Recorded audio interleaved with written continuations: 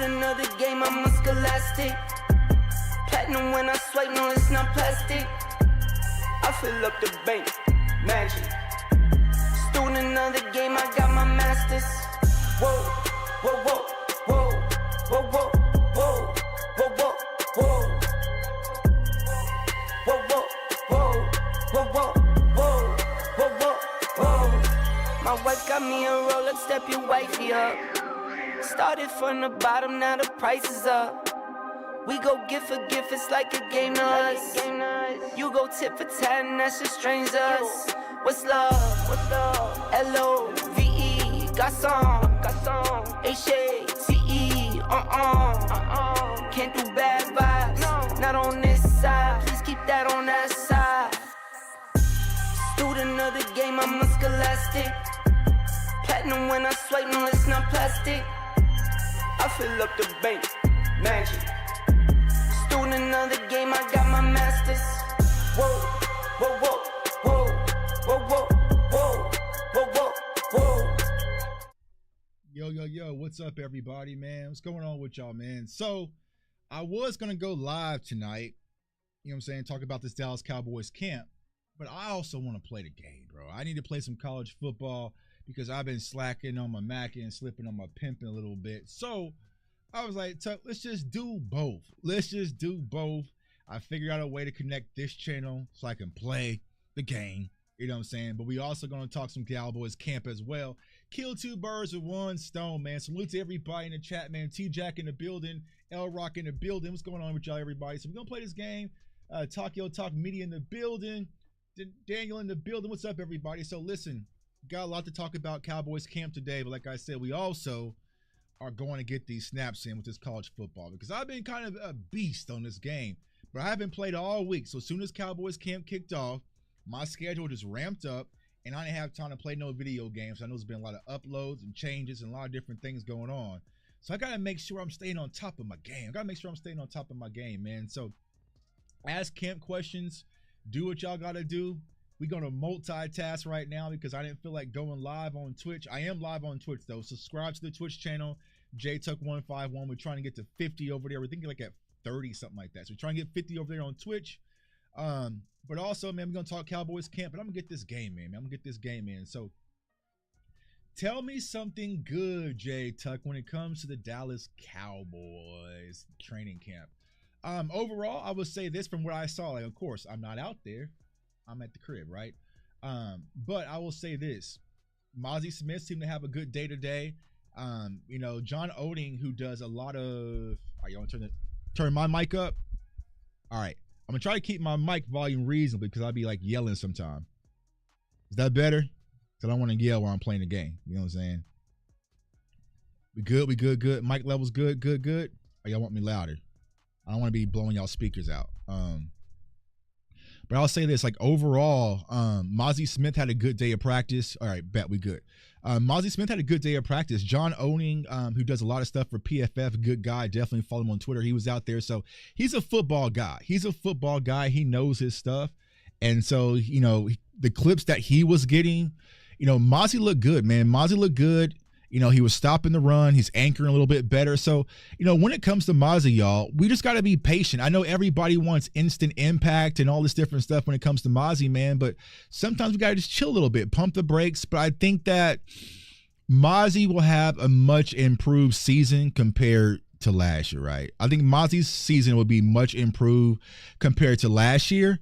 Now, what does that mean, right? Does that mean that we can just rely on Mazi Smith and then got to focus on bringing another defensive tackle? No, absolutely not, right? I feel like the Cowboys and the Joneses do need to continue to do some work and really get some guys. Now, from the new guys was already at camp. Now, I'll tell y'all this, man. I did a film breakdown on Shaka Toney. Let me know, fam. Let me know in the chat if y'all want it or not. I cut the film up on Shaka Toney, and I thought, should I make y'all watch this? Because y'all pretty much made me watch this on my Friday. It's nothing exciting. You know what I'm saying? He was a 7th round pick out the 2021 draft. Of course, he played with Micah Parsons at Penn State, did some special team stuff, kind of punt guy, right? So it's nothing sexy to get attractive with. Nothing sexy to get, you know what I'm saying, get excited about. But it's a body. It's a guy. He has some motor. He can do some different things, man. But you know, y'all want me to drop that film session, I'll drop it tonight. But I was kind of just like, they gonna be mad if I drop this, bro. I was like, y'all gonna be mad if I drop this. You know what I'm saying? But it just is what it is. Let's see here. Find an opponent. Let's see here. Show me my opponent. All right, so let me get to the gameplay. Switch on that. San Jose State. So get the questions here. So Mazi had a good day at camp, man. He was stopping the run, he's anchoring, he's taking on double teams. You know, he's doing a lot better, right? And I think that Zim has a vision for Mazi, and Zim even said it on his press conference. He's like, listen, I want Mazi just to be big and eat up blocks. You know what I'm saying? Be big and eat up blocks. Nothing too crazy when it comes to Mazi Smith. So I think that Mazi can at least do that. Just eat up blocks and free up some, you know, some other guys, right? So let's see here. Tuck, do you feel the Joneses budget, the extra cost of paying players, latest costs of advertising, they could pay $30 million to get the coverage they got this offseason? Listen, y'all, I do not know what is up. Actually, I don't need this because I'm not talking to the old boy. So I need this on. I actually don't know what the thought process is when it comes to the Joneses and the cap, right? Now, I will say this. I posted a video on Twitter. If y'all didn't see it, I posted a video on Twitter. And honestly, I was looking for something completely different. I was getting some stuff cut up for some film and some videos and stuff like that, right? But there was a video that I posted on Twitter, and y'all, it's hilarious. It is hilarious. And what it is, it's Stephen Jones 10 years ago talking about paying Dez Bryant and Tyron Smith, and he is giving the same speech today that he was given 10 years ago. Oh, it's about the cap. If you look at where the cap is going in the future, and we want to make Dez Bryant a Cowboy for life, that didn't happen. We want to make Tyron Smith the Cowboy for life, that didn't happen. If you look at the guys that we have, like, he's been saying the same things repeatedly over and Devin Neal. Excuse me. He's been saying the same things, y'all, for over 10 years. Like, it was a demoralizing video where I saw that, man. It was like young Clarence Hill, young Mike Fisher. Like, you know what I'm saying? Like, there was like no gray in the photo. Stephen Jones looked young.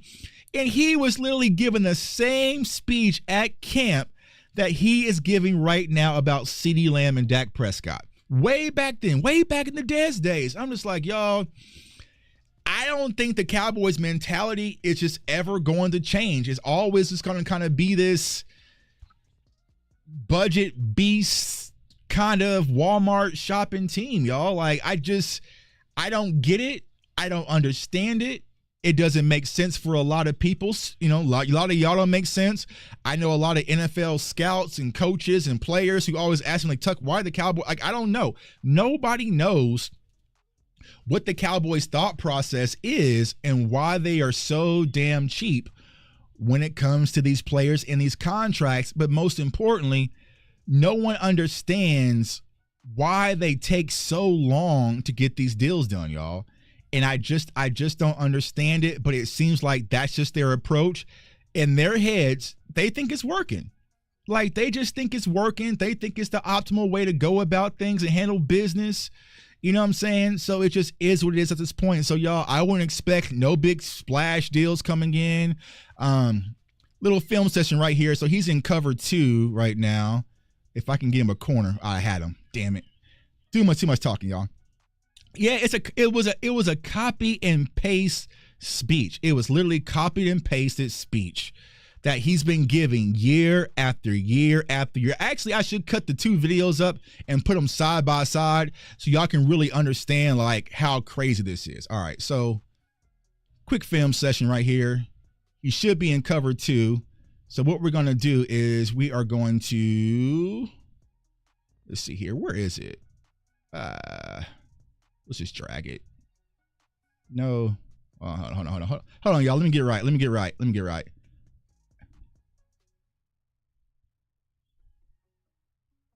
No, he was a bad throw. Let's go on, Sadiq. Yeah. same old speech when it comes to Stephen Jones. So it just is what it is at this time. I don't know what to tell y'all. Now I will say this, y'all. Trey Lance had a much better day of practice. He hit Jaylen Tobert on a solid throw.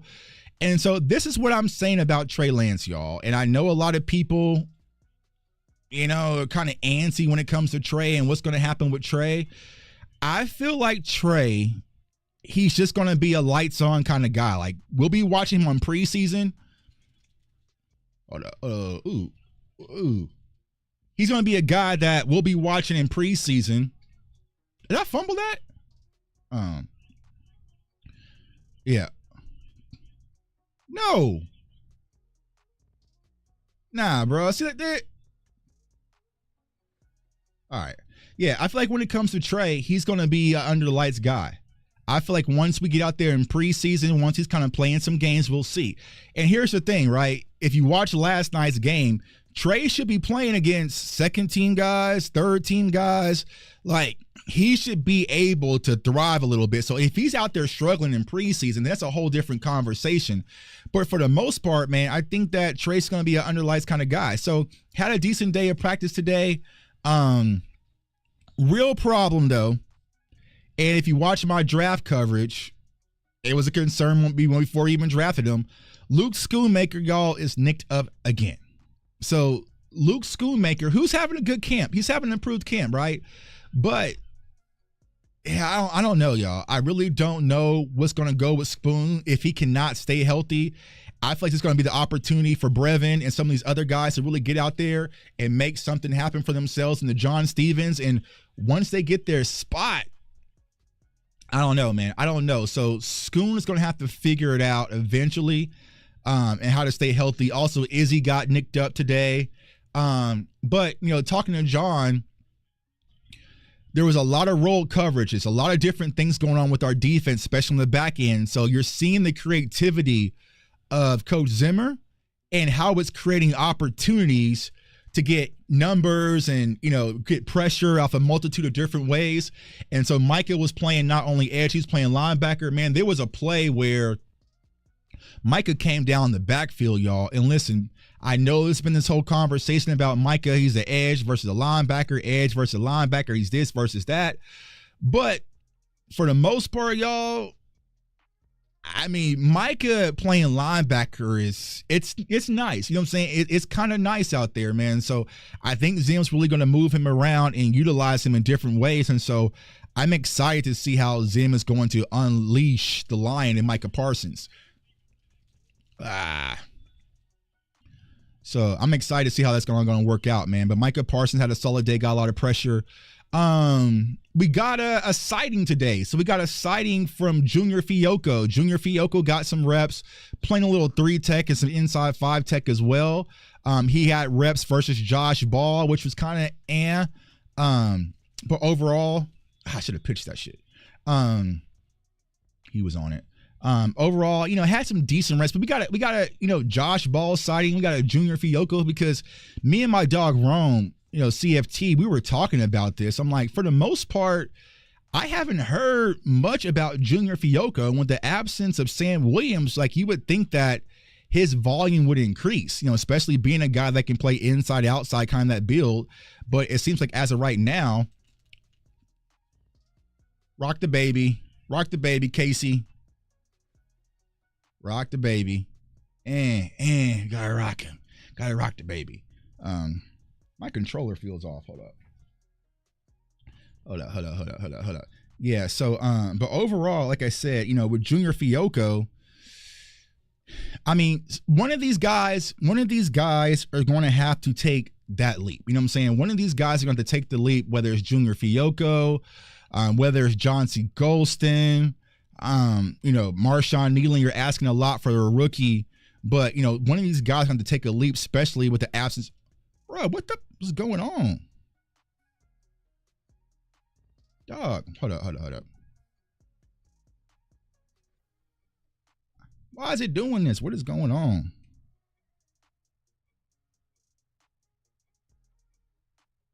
See, they doing this crazy stuff.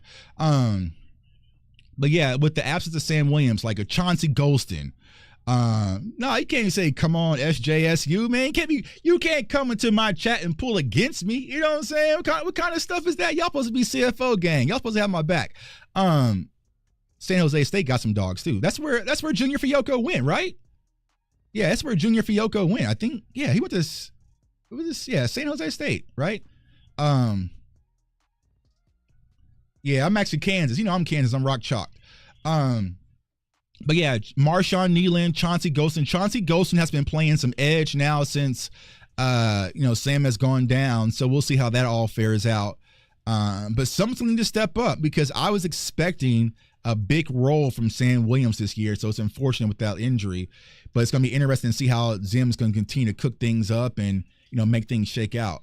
Let's see what else. Jaylen Tobert, y'all. He's in his bag, man. Like Mike McCarthy spoke about him in the press conference, and he was like, Jaylen Tobert is the absolute pro right now. Like he's just, he's always asking questions. He's always trying to get better. He's always trying to learn. Like he's trying to put on size. Like he is a sponge for knowledge when it comes to Jaylen Tobert, and you're seeing it translate. And I think with the absence of Ceedee Lamb not being at camp, try to get my tails, man. With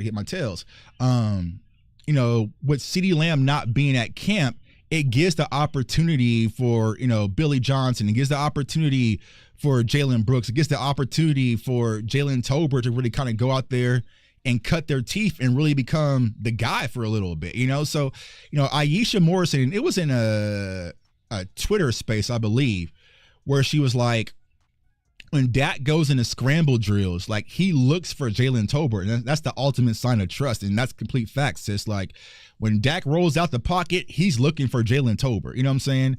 He is looking for Jaylen Tobert. So realistic change, Tobert compete for 2. I wouldn't say 2 because of Cooks. I would say, because it's Brandon Cooks, right? But I think as of right now, it's Jaylen Tobert's job to lose. You know what I'm saying? Like he would have to either get injured or just completely fumble. He got me with that crosshair. I was trying to hold off.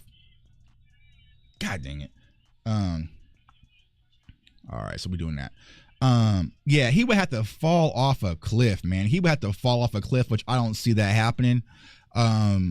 When it comes to Tobert. So I think Jaylen Tobert will be wide receiver 3, but there's going to be some guys in rotation too as well. So it's going to have your Kevontae Turpin, who had a few catches, and there's some other guys who are out there, Jalen Brooks, and like I said, Billy Johnson and Ryan Flournoy. He's been out a little bit, so hasn't really played much, but there's going to be some other guys that can kind of go out there and do a few different things.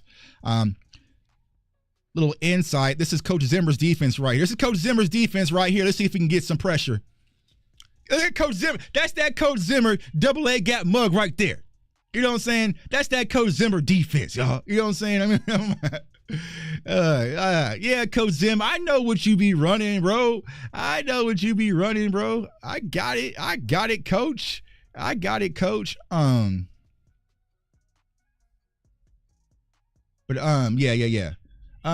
Durden, he's screening me to death. All right. He's screening me to death. That's what we're doing. All right. He's screening me to death. Do I think Durden will make the team? I don't know he'll be on the roster, practice squad. I don't think any significant role, though. To be honest with you.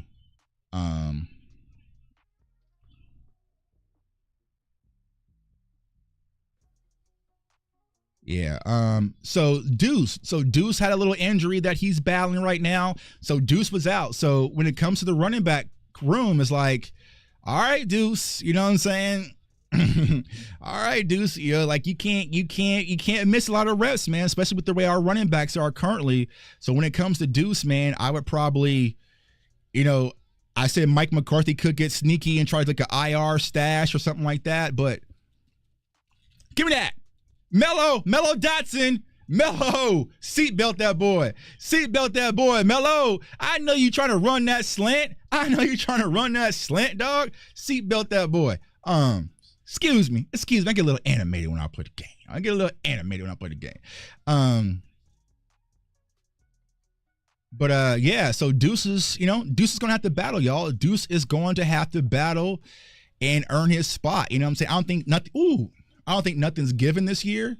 But he's gonna have to go out there and earn it. But you cannot get nicked up. Like those running backs, you can't afford to get nicked up because there's so many of them. I feel like Zeke is the RB1. Get mad at me if you want. Rico, and like I said, the coaching staff, everybody has been speaking very highly, super highly about Royce Freeman. And I'm probably going to do Royce Freeman's film breakdown.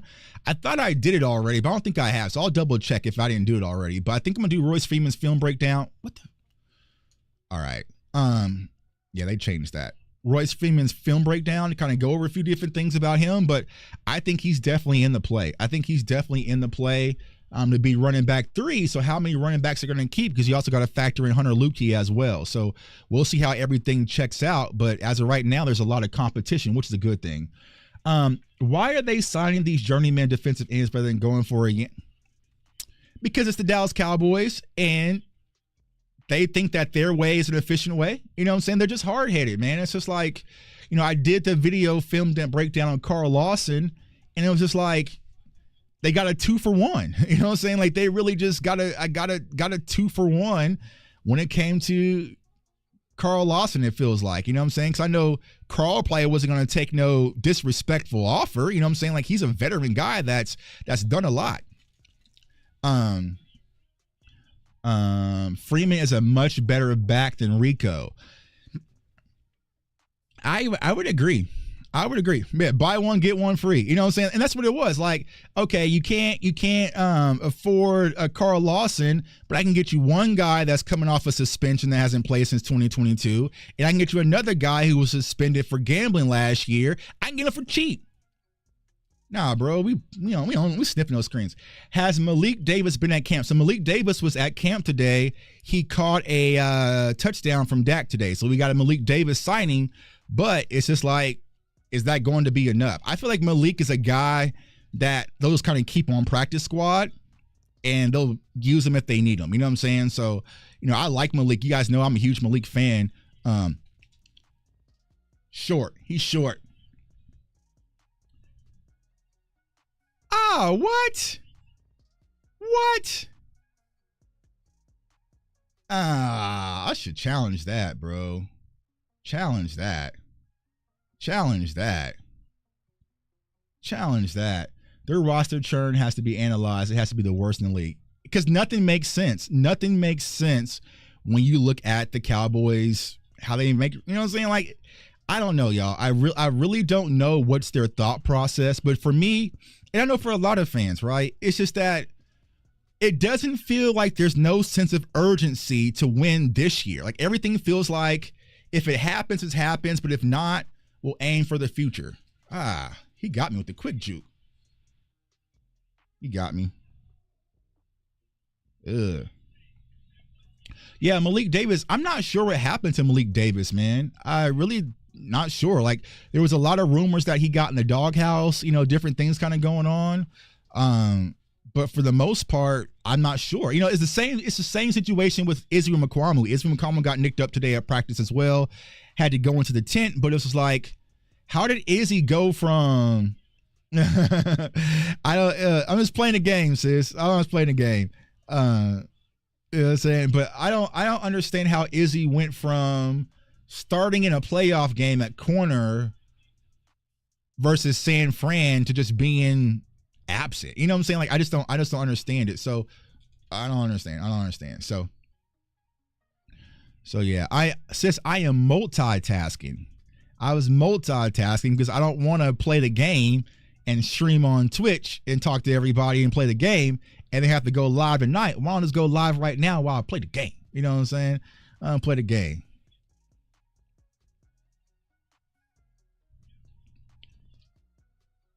All right, it's just playing the game. It's playing the game, man. For some reason, I'm I'm a little laggy right now. I'm a little laggy, but it's all good. But yeah, so it just doesn't feel, and Troy Aikman even spoke about it. Troy Aikman said it feels like a lame duck season. You know what I'm saying? So it's just like, what has the Cowboys really done to show, not even all in, like just go a little bit, you know what I'm saying? Yeah, 2 birds with 1 stone. You know what I'm saying? I was going to be playing the game anyway. I haven't gotten to play the game since last Sunday. I was like, all right, do I want to play the game or go live? I was like, you know what? This is play the game and go live. You know what I'm saying? I might start doing this more often. You know what I'm saying? I might just start doing more often. How is Mama Tuck doing? She is good, man. So Mama Tuck had her birthday a few days ago. She went to Dominican. She's all, chilling and relaxing and chilling, getting ready for the season too. So, but Sin City, what's going on with you, bro? What you missed? Good solid day at camp, man. They were banging. Oh, y'all, I think Al Harris got him one. I think Al Harris got him, bro. Kalen Carson is one of those, man. I think Kalen Carson is going to be one of those. So I'm excited to see him. I'm excited to see Kalen Carson on preseason, man. I really am. I know Diggs came out and spoke about it and said we got another one. He got into a little scuffle the other day at practice with a tight end, so he's not backing down. I think Kalen Carson is going to be another one of those weapons for Al Harris, which will be good because we need some secondary help, especially corner, because you don't want Diggs to have to be Diggs. You know what I'm saying? Like, let him, fully get revved up, you know what I'm saying, and take his time with this process and don't rush him back out there. You know what I'm saying? So that's where I'm at with Diggs, man. That's where I'm at with Diggs. But I think Kalen Carson's going to be one of those dogs that we're going to be sitting back saying, like, okay, the Cowboys got a good one. So I think secondary were good. Safeties were good. You know what I'm saying? Safeties were good. Wanye, Bell, Donovan Wilson did an interview. He's going to be who he is. Malik Hooker. So I think we're good there. It's just that defensive interior, y'all. I just don't feel comfortable about it, right? And maybe somebody will prove me wrong. They're talking about Rodgers, but it's like, can you theoretically, honestly, and be serious, think that, a 7th round pick is going to come in and be an instant impact rookie starting defensive tackle out the gate? Like, that's a huge ask. Like, think about what we asked Mazi to do and how he had to develop. You're asking a 7th round pick to do that? I don't know, y'all. I really don't know. So we'll have to sit back and see how things get played out. I am so unfamiliar with this playbook right now.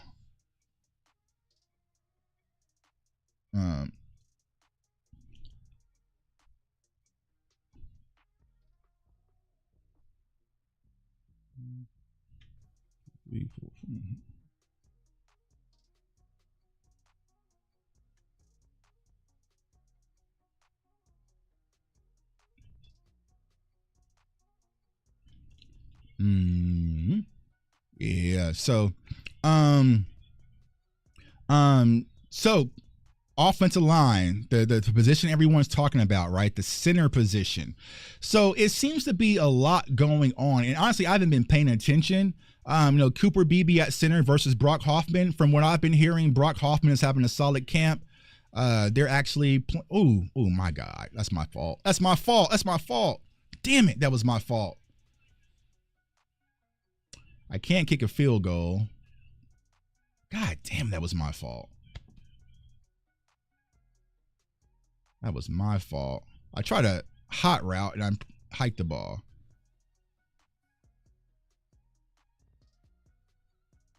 Hold up, y'all. I'm gonna get it right real quick. About that playbook. Yeah, this is the Kansas. So the thing about when college football, when you play just online, you have to play with the team you're playing's playbook. So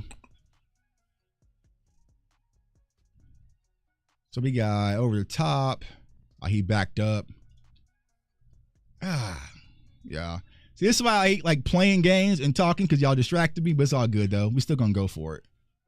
No, actually, nah. We're gonna make them earn it. We'll make them earn it. Don't feel good about my play. Yeah, man, I'm in my Kellen Moore play calling right now. You know what I'm saying? Hold up. That's why. Okay. God dang it, y'all. Yeah, so Brock Hoffman versus Cooper Beebe.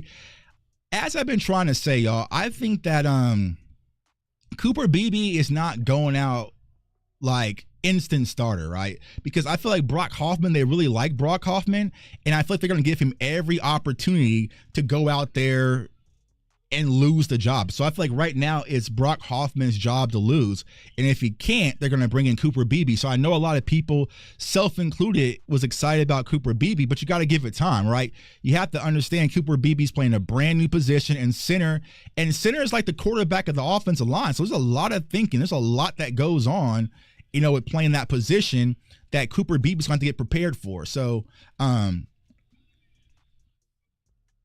see here. What weight is Chauncey at by? I think when we did it, he was like 260, something like that. 265, something like that. Let's see here. Hold up one sec.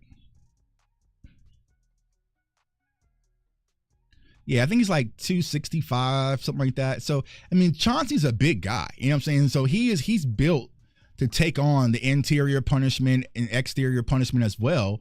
But it's just going to be like, what's going to be the, give me that, give me that, give me that, give me that. Give me that, give me that, give me that, give me that. See, smart decision by punting it. I figured out what I was doing with the kicking. It's like I had it on double tap on accident. Yeah, so Chauncey can play on the outside. But yeah, so I feel like when it comes to center, if I had to put money on who would be our day one starter center, I would probably say it's going to be Brock Hoffman. And I feel like Brock is not bad, y'all. So, you know, I like Brock. He has some power. I feel like Brock gives us more upside than Tyler Biadasz did, to be honest with y'all. But, you know, I feel like Brock is going to be that guy out the gate. And then if something happens or, you know, I feel like Cooper Beebe has more of a uphill battle to be a starter than Tyler Guyton. You know what I'm saying? I feel like Tyler Guyton is pretty much Tyler Guyton, touchdown, Devin Neal. There we go, baby. Yeah, I feel like Tyler Guyton will be day one starter. Cooper Beebe might be more of a waiting process, but he's a dog, man. Like, I love Cooper Beebe. You know, honestly, I like that he's playing center because I think he would be perfectly fine at guard, and that's where his raw emotions can come out because he doesn't think as much. But I think that probably mid-season you'll see Cooper Beebe as the starting center. So there we go. There we go. That's what I've been messing up on. But yeah, you'll have Brock Hoffman. TJ Bass had a good day today. Also, what's his name? Nate Thomas, the offensive lineman, had a decent day at camp. So overall, like I said, it's a very competitive camp.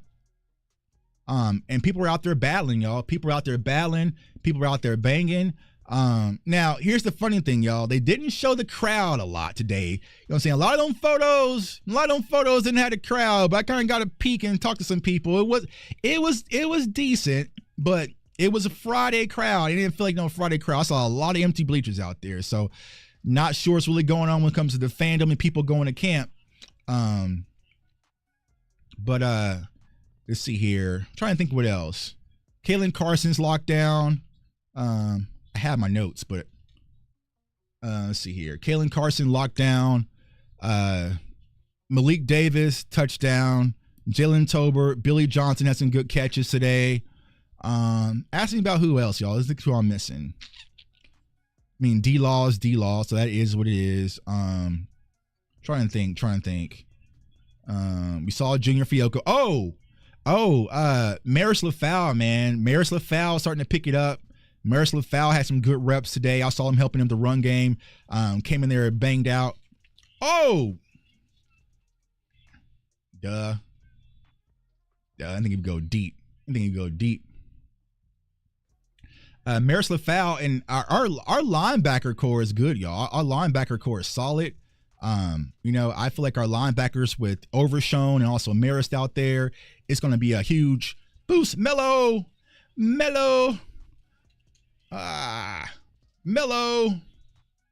Johnson.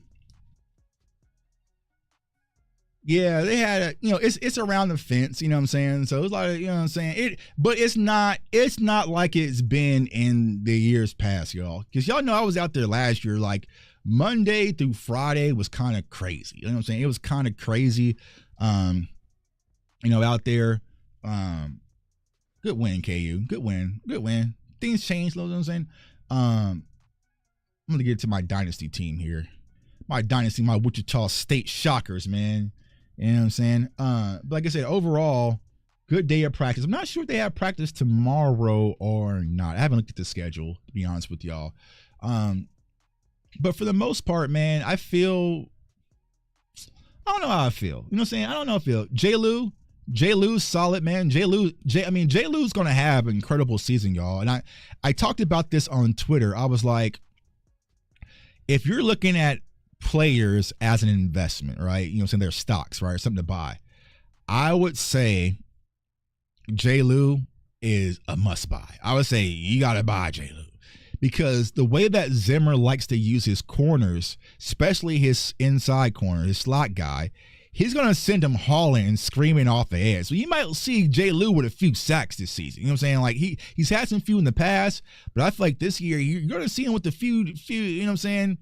A few different sacks. So, he's going to get pressure. J. Lou's always going to battle, come downhill, help and run support as well. He's sticky corner inside. So I know we talked about this, I think, on a show. I think it's about, let's see here. I think it was about who's going to be the boundary corners. And I think as of right now, it's going to be Diggs on the outside, Bland on the outside, J. Lou on the inside. So, I think that our secondary and our corners are good, especially if Kalen Carson comes to be what we think he is. We have 4 solid corners. Now, I haven't heard nothing about Eric Scott. I've been asking. Everyone's just like, oh, he's out there. So that kind of gives me, all right, he's just out there. You know what I'm saying? Like, that's not raving reviews when someone just say, oh, he's out there. You know what I'm saying? Like, okay, that's what's up. So I haven't heard much about Eric Scott. So we'll see. Dog, so what the? What is going on? They keep changing the kicking thing on me. All right. I'm in dynasty mode. I see many blaming Ceedee for the crowd. I mean, it might not just be a Ceedee thing, though, sis. It might just be like, if you think about it, when it comes to our fan base, I mean, half the fan base hates Micah Parsons. Half the fan base hates Ceedee Lamb. I mean, not hates Ceedee Lamb, hates Dak Prescott. Half the fan base isn't sold on the upcoming season. Trayvon Diggs isn't practicing. Half the fan base didn't want Zeke to return. Ceedee Lamb is not out there. Like, there's no star power to get people excited. I feel like that's where, me and Clarence kind of went back and forth about this the other day, if y'all saw it. And this is no slight to Clarence. Like, I love Clarence. Like, Clarence is a solid dude. He's a good dude. You know what I'm saying? But what you got to understand is, like, when you step on our court, you know what I'm saying? You step on our court. So what I was saying, when Dak had the comments about Cowboys fans just need to move on from the Green Bay loss, I was like, I just don't agree with that, right? Now, the players, they have to move on. But us as paying fans, as supporting fans, as the most loyal fan base in all of sports, we ain't got to do a damn thing. You know what I'm saying? So I think that a lot of people, let me phrase this the right way, because I don't want this to go on clipped and going all viral and shit. You know what I'm saying? A lot of people don't understand the sacrifices that a lot of us make as Cowboys fans. You see what I'm saying? Like, they don't understand that some of you work extra hours and we have to scrap money together to go see games and buy jerseys and, take our kids to go to these different things. Like, a lot of them don't understand that, right? Because if I'm a media member, I'm credentialed. Well, you're going to games for free, going to the press box, you're going to camp for free. Like, everything's covered. So you no longer relate to the people who have to give everything just to go see their favorite team. So for the average working parent, if you took your husband or your wife to the game, and let's say you have 3 kids, you probably spent over $3,000 to $4,000 to go to that playoff game, right? That's not even talking about parking and food and entertainment, and you had to buy a white jersey because everyone's wearing, like, that's not even including that, right? So someone may have spent $3,000 to $4,000 to do that, and that was the return on their investment that they got. So to be like, oh, whatever, get over it. Like, I just think it just doesn't, it comes off kind of like heartless. You know what I'm saying? Like, now, of course, we can't sit here and dwell on that playoff loss forever, but as fans, we still talk about that Dez caught it game till today. That Dez caught it game still hurts us till today. Now, of course, we still support our team and all, but that still hurts. Those losses still hurt. So it's hard for Cowboys fans. Poe. It's hard for us as Cowboys fans to just move on and close the wound of that Green Bay game where you've given us nothing to really be excited about. It had been different. Okay, we lost to Green Bay, but boom, we re-signed Hankins, brought Tyron Smith back, you know what I'm saying, re-signed Gilmore. You know, we went and got 2 solid free agents that can help with our linebacker core. We went out there, had a good draft. You signed Dak. You know what I'm saying? Like, if you kind of went out there and did that, well, then, yeah, fans would probably be over it and be a little bit more excited. Think about last year, y'all. This time last year, oh, we was lit. And that was after 2 losses to San Fran because we felt like the Cowboys' losses in the playoffs hurt them enough. They said, nah, we're going to go get Brandon Cooks. You know what I'm saying? We're not going to go out there with this depleted wide receiver core. And, yeah, we're going to go out there and get Stephon Gilmore. And then even though it didn't work out, they spent a first-round pick on Mazi Smith and tried to commit to stopping the run. So they're trying to do some of these things to show, listen, what happened hurt, but we are going to try to do better. But when it comes to this year, I can't, even if I wanted to lie to y'all for the sake of selling content, there's nothing to really give y'all. You know what I'm saying? There's nothing to give y'all to be excited about except it's football season. You know what I'm saying? So I think that's the case where it's like, it's hard to tell fans just get over it because they ain't get it. You know what I'm saying? They didn't get it. And they will be lit again. Watch. So, but here is the silver lining to that, Sadika. I think, and this is just me, and y'all can clip this if you wanna. I think the Cowboys are actually going to band together and have a decent season, right? And the reason why I think that is because this is the year that nobody is singing your praises. We're not sitting around and saying, oh, you're the greatest and you can do all this and we believe in you and we them boys and, you know, the fans believe in you. And, you know, like, it's not that. There's a lot of doubt when it comes to this team. And I think the players are going to feel it and kind of band together. I mean, even if you're Coach McCarthy, you literally have your owners saying they don't believe in you. You know, it's just like, this is your opportunity to go out there and prove yourself. And I don't think that everyone's going to have rose. Now, there's going to be some fans, right? They're always rose-colored glasses. But the majority of fans, you are going to have to earn the fan base's respect this year. Let's be fully transparent. Even as a content creator, right? Little old me, right? As a Cowboys content creator, the viewership for content creators, especially in the Cowboys space, are down across the board, right? They are down across the board because a lot of people aren't bought in. And unless I'm a clickbait y'all or sell y'all some BS, which some people still do, you know what I'm saying? Some people still sell you some BS. You know what I'm saying? I'm just not going to do that, right? You're going to have to earn the trust of Cowboys fans, which I don't mind. You know what I'm saying? I don't mind. I don't mind keeping it real with y'all and telling y'all what I really see and breaking down film and calling it is like it is, right? I think that's going to be the same exact sentiments with Cowboys fans and the players. You know, we love y'all. And that's why I always tell people, it's not the players, y'all. It's the organization that gets me pissed off, right?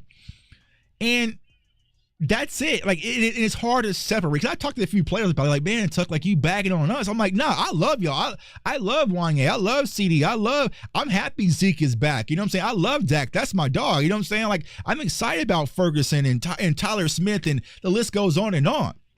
The front office, them upstairs. That's who I That's who I really don't rock with like that. You know what I'm saying? And the Cowboys still have a top 10 roster slightly, right? Slightly. The Cowboys do have a top 10 roster until a few people go down. You know what I'm saying? Think about this, y'all. I don't want to put it in the air, but if something was to happen to 9-0, our defensive ends are now horrible. You know what I'm saying? So that is the Cowboys' problem. They bank on having these all-pros and pro bowlers. We are so front-heavy. And then something happens where we get nicked up and things change. You know what I'm saying? And things change. So last year, we thought we were good, right? We thought we were set. Overshown goes down. LVE goes down. You know what I'm saying? And then it's like, we have nobody to step in and fill the void, and the problem is that the Cowboys won't go and get the things that we need to be successful. You know what I'm saying? And that's the frustration, right? It's like if we went to our job and I'm like, yo, in order to hit my quarterly goals, I need a new keyboard. You know what I'm saying? I need a new keyboard. And they're like, nah, we're not giving you no keyboard. Work with the keyboard you got. All right, cool. I can work with the keyboard I got.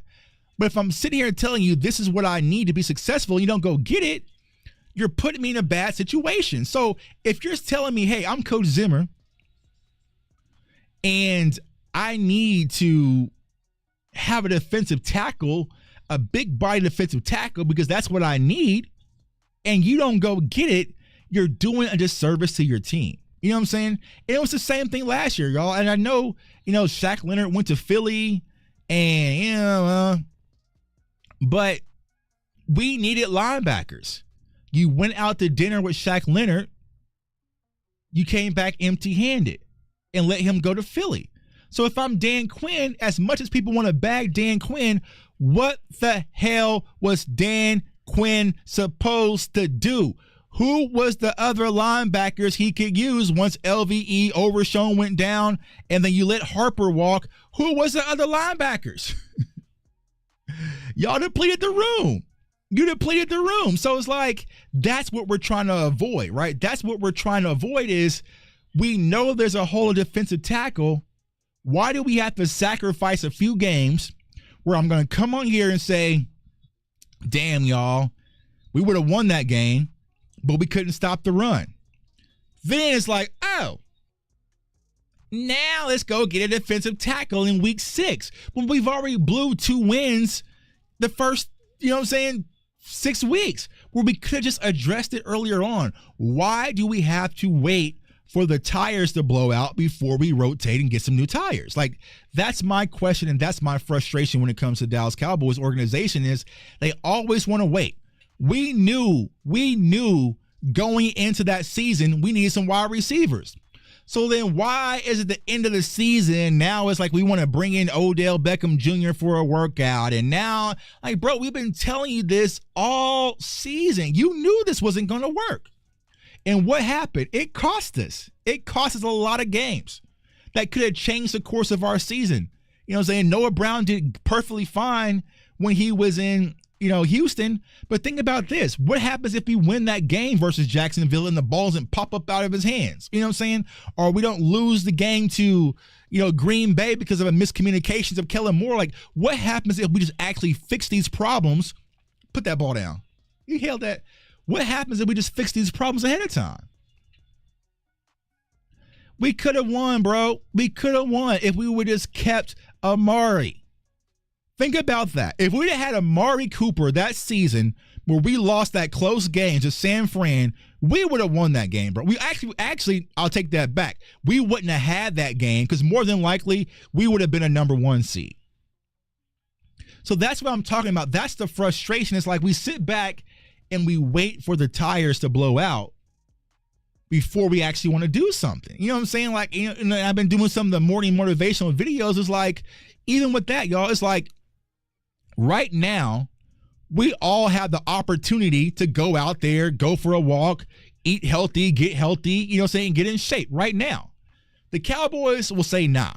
The Cowboys will wait till the doctor will say, hey, if you don't lose 10 pounds, you could possibly pass away. You know what I'm saying? Oh, then we want to scramble. Then we want to work. Then we want to. Why not just do it now? Why not just do it now? And that's the question I will always ask the Joneses or whoever is, why are you always reactive versus proactive? Because you have to wait till it costs you. Oh, we can move on from Dez Bryant. We can get Allen Hurns and Cole Beasley, and we were perfectly fine. We don't need it. We don't need Dez. Okay, cool. Then things hit the fan. Now we're having to trade a first-round pick for Amari Cooper. Like, bro, you knew you needed a wide receiver, bro. We knew that James Washington wasn't going to cut it. I'm sure he's a great guy. He wasn't going to cut it. We knew for camp. So we went through that with the wide receivers. Went through that last year with the linebackers. And as Dak Prescott would say, here we go with the defensive tackles. You know what I'm saying? Here we are, the defensive tackles. Why do I have to get rushed on for 150 yards by Christian McCaffrey and lose to San Fran in order for the Dallas Cowboys to say, okay, I'm going to use one of these comp picks and go get a defensive tackle? It's their ego. It's their ego because they think that they can do no wrong, that the way they've done things for the last 30 years has been effective. They don't need no GM. They draft well, and they don't need no help. Oh, good run. You don't need no help. You know what I'm saying? They don't need no help. So it's just one of those things, man. It's just one of those things where it's just like, it's frustrating as a Cowboys fan, you know? And you see other teams around the league, they don't move like that. You know what I'm saying? They don't move like that, bro. They see they got a hole, they go fix the hole. You know what I'm saying? Even Philadelphia running backs were actually fine. They said, listen, we can get our running game better. We're going to get Saquon, bro. Like, I don't care what it costs. We're going to get Saquon. You see what I'm saying? Like, or y'all remember when the Chiefs lost to Tampa Bay and they got cooked, you know what I'm saying, with their offensive line got cooked. And Pat Mahomes was running like, you know what I'm saying, for like his life was on fire. You know what I'm saying? What did the Chiefs do? They got the Ravens on their phone and they traded and got them a left tackle. First round pick, go get me a left tackle. You know what I'm saying? Because they wasn't going to sit around and let their seasons go to waste because there's these holes and these voids in their roster. But the Cowboys, nah. We'll be all right. We'll be good. We got this. We all right. Ooh, damn it. He was bagged the whole time. Yeah.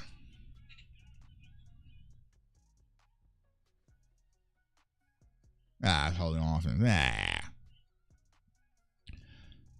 Yeah. So why do we have to get to that point before we decide to make a decision? And that's what a lot of Cowboys fans don't understand, bro. And I'll never understand it. I wish I did. I wish somebody would ask them, why do we have to wait till it's too late for us to make a decision? As you get up in age, you are stuck on one way that you have been carrying for so long, it's hard for them to change. Yeah, and that's the definition of insanity, sis. You keep doing the same thing over and over and over and over and over and over and over. You keep getting the same result. So you can't be mad at nobody but yourself. You know what I'm saying? You can't be mad at nobody but yourself that you keep wanting to do things your way and you keep hitting your head. You know what I'm saying? Like, you keep bumping your head, bro. Like, because you're hard-headed. You know what I'm saying? And I always tell people this. Y'all know I'm a Mavs fan. There was a time. Oh, you gotta jump in and get that, bro. There was a time where Mark Cuban had to finally say, you know what? Maybe I'm doing too much. Maybe I am doing way too much. And I need to let the people who really know basketball just do their jobs and let me just go be rich. No, he's out. He's out, bro. He is out. Challenge that. Challenge that. Challenge that. Yeah, his foot was out, bro. He was out.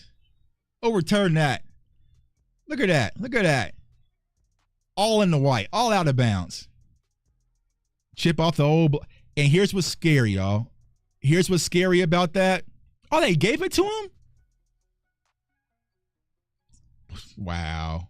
Wow. Okay. Yeah, chip off the old block. And that's what's scary, because the thing about moving on from Jerry to Steven, at least Jerry can sprinkle up a lot. He has a little gift of gab where it's like, okay, you know, I don't believe you, but I believe you. You know what I'm saying? Like, at least Jerry has some salesmanship. Stephen Jones has zero salesmanship. He has zero charisma, and he's cheap as hell. I do not know how the Cowboys are going to succeed in the Stephen Jones era, bro. I just don't see how that's ever going to happen. I just don't see it. I just don't see how that's going to happen. And, you know, we'll have to sit back and wait and see, man. So it's unfortunate because he's stuck in his old ways. And this is nothing new. Like, there's a story about back in the day, y'all, where Stephen Jones pinned Jerry Jones up against the wall because he did not want to pay Deion Sanders. He has been a penny pincher since birth. You know what I'm saying? Like, he's been a penny pincher since birth, bro. Like, I just don't get it. Like, he's been a penny pincher since birth. Crazy. It's really crazy. It's really crazy, y'all. But let me see here.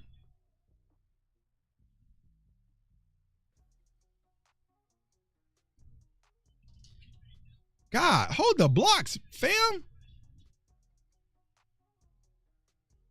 Hey, hold a block for me, please. My team's nervous, y'all. They rattled. Can't do no hot routes or nothing.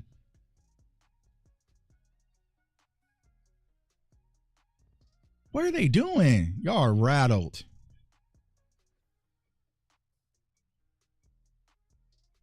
Y'all are rattled, man. They are rattled out here versus Tulane.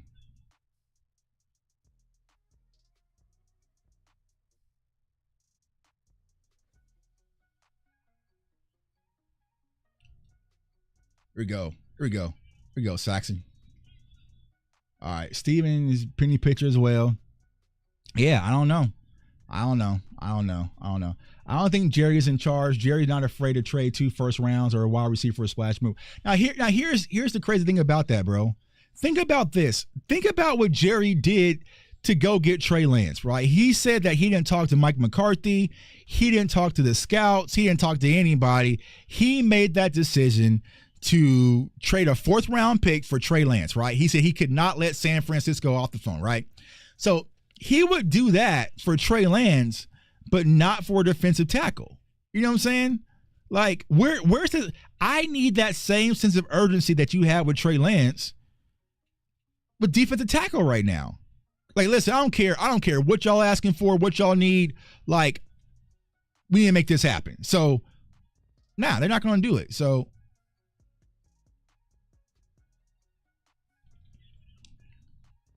yeah. Let me see here. We got one play. Let's see if I got. Let me see if I got one play. I can't run it.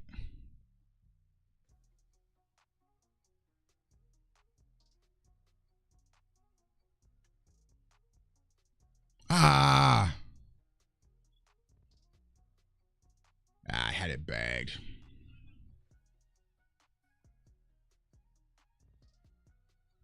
See if I can kick a field goal in this damn game.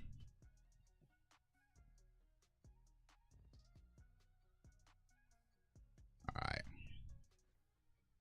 Yeah, penny pitcher, man. Mr. Krabs. Mr. Krabs. You know what I'm saying? So.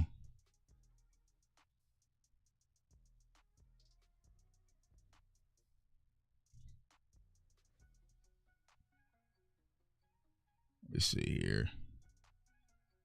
You're like, damn, they should at least give Will McClay more opportunity. You know, make him the GM. Troy Aikman would have made a fantastic GM. Like, people who actually know football, bro. People who actually know the game of football. Not business. Not branding. Not marketing. People who actually know football. And it's just like, when it comes to them, it's all about the brand. It's all about the star. It's all about. I don't see anything about winning. Now, let me know in the chat. Do y'all feel like what the Cowboys have done this offseason that they are all in and focused on doing whatever they could to help this team win a championship? I would say no. I wouldn't raise my hand. I couldn't give you guys. Actually, I'm gonna let y'all do it. Give me one thing that the Cowboys have done this offseason that symbolizes they are interested in winning a championship. One thing. They haven't given us one, not even one thing. Not even one thing. Not even one to show, all right, we're committed to winning a championship this year. Maybe next year things will change. I don't know. But this year, they haven't done one thing. One. That's crazy. That's crazy. That is crazy to me. You haven't done one thing. You're basically saying, you know what? We tried last year. It didn't work. We're going back to our old cheap ways. Y'all figure out whatever you got already in the house. You know what I'm saying? Reactionary. Exactly, bro. Everything was reactionary. And I mean, think about this. I mean, even with Eric Kendricks, we had to pull him from San Fran. We almost didn't get Eric Kendricks. You know what I'm saying? Like, Zim had to pick up the phone his damn self to get Eric Kendricks. Ah, bro, y'all can't hear my hot routes. Come on.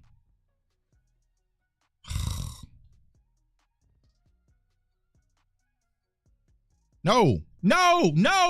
That's the wrong route, bro. Yeah, Cooper Beebe. I mean, God dang, bro. Why are they so nervous on the road all of a sudden? Y'all played on the road before.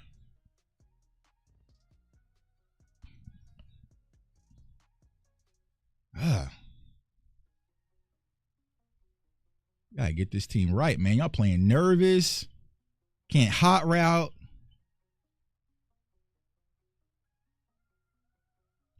Picked up. Upset City, man. They're relying on the draft way too heavy.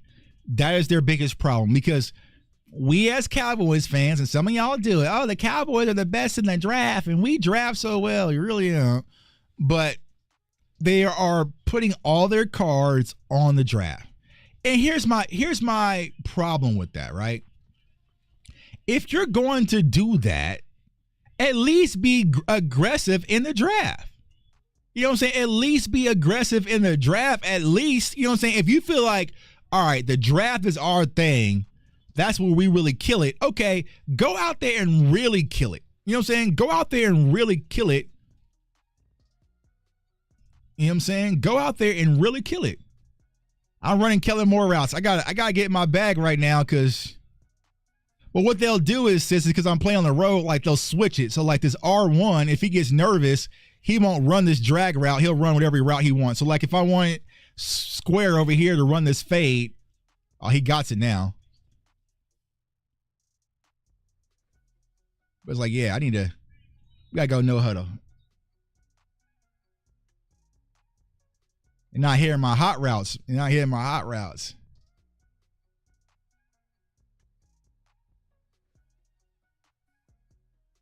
No. No huddle.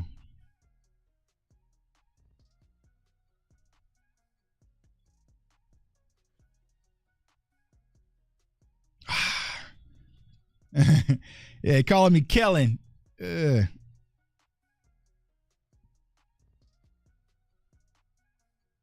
My team's so damn nervous.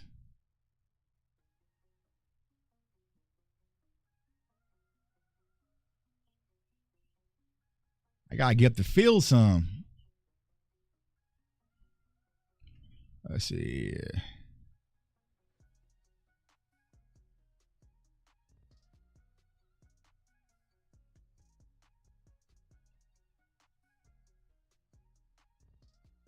See? I'm trying to hot route this tight end. All right, there we go. And I need my running back just to block for me. And you overthrow it, bro. They had answering free agency. DJ Reader would have fixed the hole in. Yep. But that comes with the cost, man. That comes with the cost, and they didn't want to pay. They don't want to pay. Y'all can probably look it up. They're still in the bottom of the NFL in spending. They are still at the bottom of the NFL in spending. And, you know, it's just one of those things. So.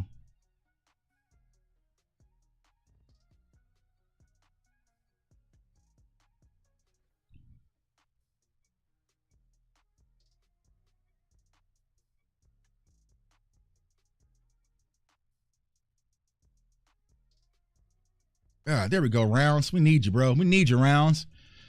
We need you. Yeah, they didn't do nothing, y'all. So this is why Cowboys fans are feeling the way that they're feeling, is because we didn't give the fan base anything to be excited about. So, you know, it just is one of those things. Bro, that's the juke you give me. It's all right. So this is the price you pay with Dynasty mode. You playing with a bunch of people off the street. It ain't got no juice. He ain't got no juice. But we're gonna come back anyway.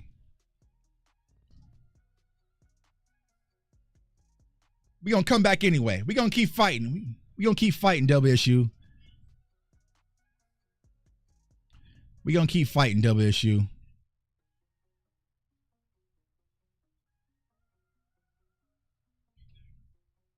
Throw it out. Throw it out. All right. Yeah, they didn't do anything, y'all. So I don't know. I don't know how we fix it. Like I said, I think this team can really band together, rally together as brothers, because there is some talent out there, but we got to stay healthy, you know, and get out there and make something happen. So we got to get in this end zone.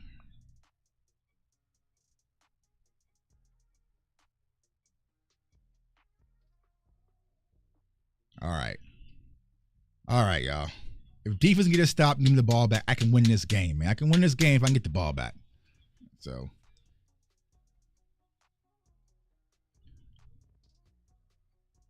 They want me to go for 2. Okay. Let me go for 2.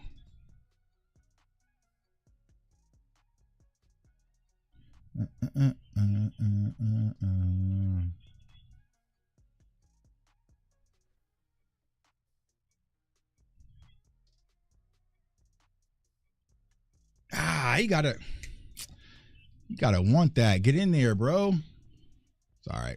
Defense gonna give me the ball back. Defense give me the ball back. We'll go win this game.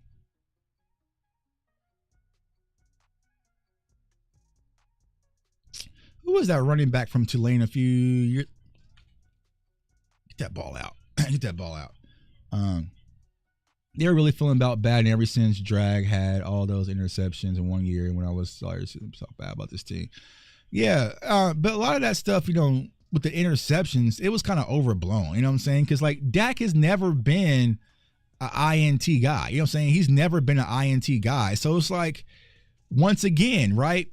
What was the cause of a lot of those interceptions? It was the wide receiver core. It was the, you know what I'm saying? It was the play calling with Kellen Moore. There's a lot of different things. Now, the broken thumb, right? There's a lot going on that a lot of people are leaving out when it comes to the interceptions. I was never worried about the Dak interception. Now, are there some things that Dak is no angel? Y'all know I love Dak. He's no angel, right? But to sit here and act like the reason why we're not getting to where we're trying to go is because of Dak Prescott and Dak Prescott solely, it's a BS narrative that I'll never buy in, y'all. I'll never buy into that it's Dak Prescott is the reason. You know what I'm saying? The sole reason, right?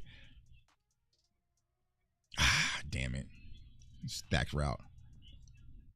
You know, so J Money was good with you, bro. Sitting here vibing, talking camp, talking Cowboys football, trying to get my dynasty up. You know what I'm saying? But the way things are going right now, he might take a L. But no. We're not taking no L. What's up, Ungar, my guy? We'll see you week 1 versus the Cleveland Browns. I want my revenge. Trade one of the safeties. I don't know, y'all. I don't know. I don't know. I mean, I can see him. I could see him, you know, try. I wouldn't touch one of the safeties, to be honest with y'all. Like, the safety room is too good.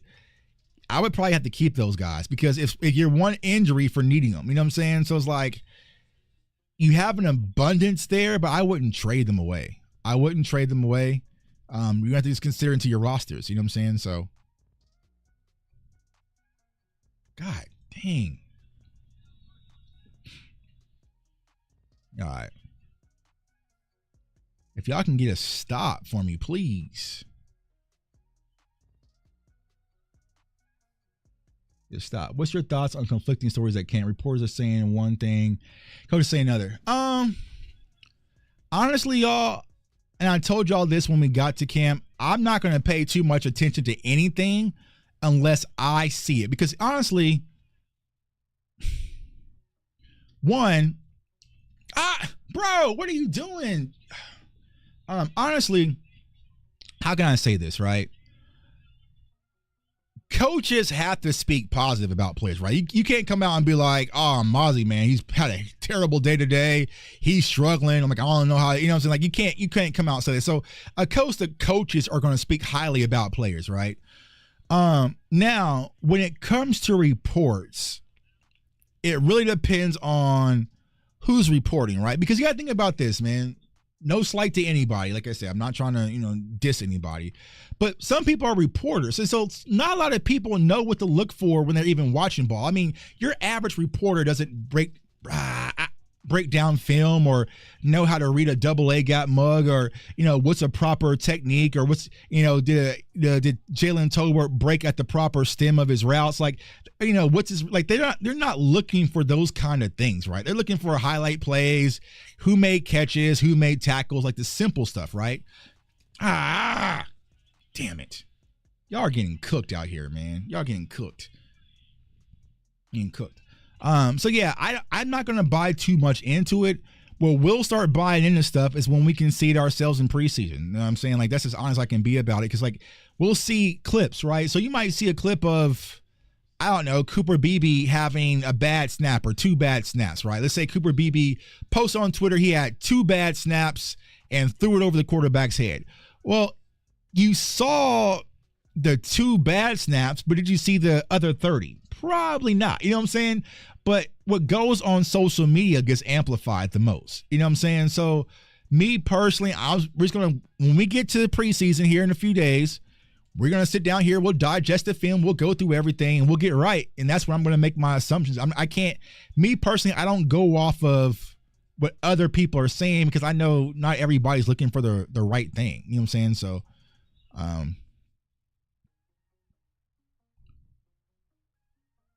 God dang it. I had it. Give me that again. Damn it.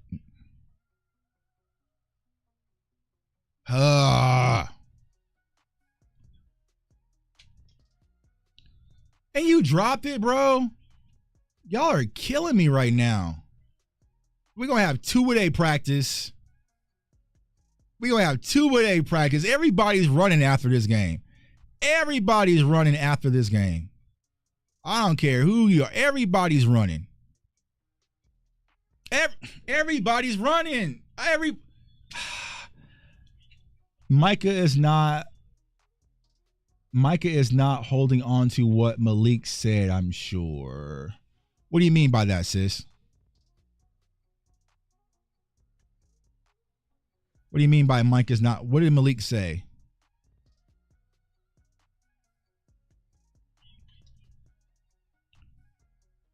Yeah, they're in their bag, bro. Y'all getting dog walked in front of company. What did Malik said? I mean, hanging on. I mean, I'm sure he's not paying any attention to it on the Keyshawn pod. Here's the thing, y'all. Malik didn't say anything. Like, I think that's the problem a lot of Cowboys fans are running into. Malik didn't say anything about Micah's podcast. He said zero about it. And I think what happened was, based on how certain people on Twitter clipped it, it made it seem like he said stuff about him where he didn't say anything. He was just saying he has no problems with it. He doesn't mind it. He doesn't really care as long as he's handling business. That's all he said. You know what I'm saying? So it was just like we made a big deal out of it because we were just bored. Malik Hooker did not say nothing about Micah's podcast. Zero, zilch. He said the same thing he says, I don't have a problem with it. I don't have a problem with it. I could clip it up. I don't have a problem with it, right? But what happened was, and I know the guy who did it, that's my dog, but he clipped it to where it made it seem like he did have a problem with it, where he never did. You know what I'm saying? He never did. Malik Hooker never, and that's why Micah deleted the post, because it's like, oh, well, damn. When I watched the full clip, you know what I'm saying? So yeah, it was just off-season BS, because a lot of these zombies had a thorn up their ass about Micah Parsons, who hasn't. Here's the crazy part, y'all. Everybody wants to talk about Micah Parsons in this podcast, right? Yeah, this quarterback sucks, man. He's probably no. You know what's happening? I know what's happening with this team. They are seeing all the recruits I got coming in, and now they don't want to play for me no more. You know what I'm saying? Now they don't want to play for me no more because they see I got a whole recruiting class. I got a new quarterback coming in. I got new wide receivers. Like, everybody's gone. Y'all better hit the portal. You know what I'm saying? But yeah, Malik never said anything wrong about Micah in the podcast. But Cowboys fans made it something wrong.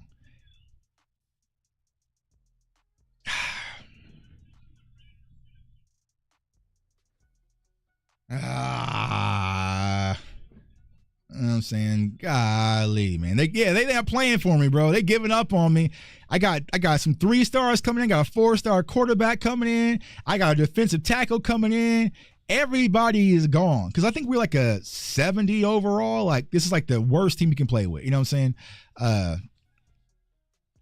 Yeah. So yeah, they quitting. They quit on me, man. They quit on me. Yeah, he got their Josh Allen, man. Like, he has no arm strength, so I can't throw it deep. You know what I'm saying? Like, nah, bro. There's a kid from Texas. I'm bringing him in there. So yeah. So like, I never understood the Malik Hooker Micah thing and none of that. You know what I'm saying? They hashed it out. They talked about it on Instagram. Like, no, that's little bro. Their lockers are next to each other. What happened was Cowboys Nation made that thing a much bigger deal than it needed to be. You know what I'm saying?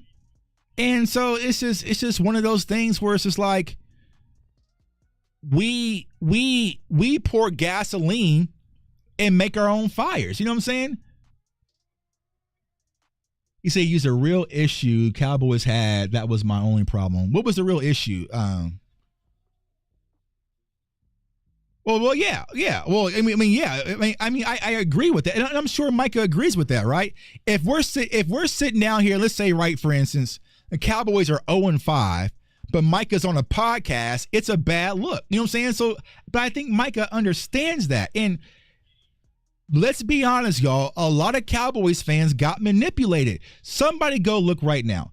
Tell me, when was Micah Parsons' last podcast? His last podcast episode was the Super Bowl, y'all. His last podcast was the Super Bowl. Micah Parsons hasn't dropped a podcast in almost since February. We're at the Super Bowl, right? So I don't understand this Micah podcast stuff that a lot of people got into. If you go count the records, right? Go count it. Go look it up. Brock Hoffman, and also, well, he's not with us anymore, Hankins has more podcast episodes than Micah Parsons. But there was no smear campaign on those players, so Cowboys fans didn't buy into it. So that's why they bought into it, because it's like all season long, all off season, I've been hearing all this negative stuff about Micah Parsons. So maybe Malik Hooker has something negative to say about Micah Parsons too, when that wasn't the case. He was saying, Malik even said, I really don't even listen to it, bro. You don't listen to it. How many of y'all have even watched Micah Parsons' podcast? I haven't watched it since the Super Bowl. You know what I'm saying? So it just is one of those things, man. Let me check out my recruits, man, because y'all got CJ Goodwin. Yeah. Let's see here. I ain't even reaching my recruits, man. Recruiting board. So that's just a 1-star, man. But we got to get some more 70 hours. I need some top defensive tackle. Okay. Yeah, we need this 5-star. We need this 5-star right here. You know what I'm saying? Send the house, bro. We're going to send the house. Send the house to you. Actually. Yeah. Send the house. We got to get some dogs out here, man. We got to get some dogs. You got to get some dogs.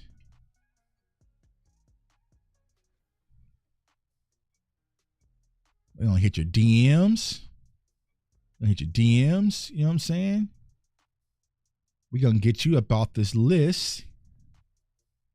All right, we can get you about this list. Bro, you from Wichita. He's from the city, bro. You from the city. Austin Russo, you from the city. You gotta come to the crib, bro. You gotta come to the crib.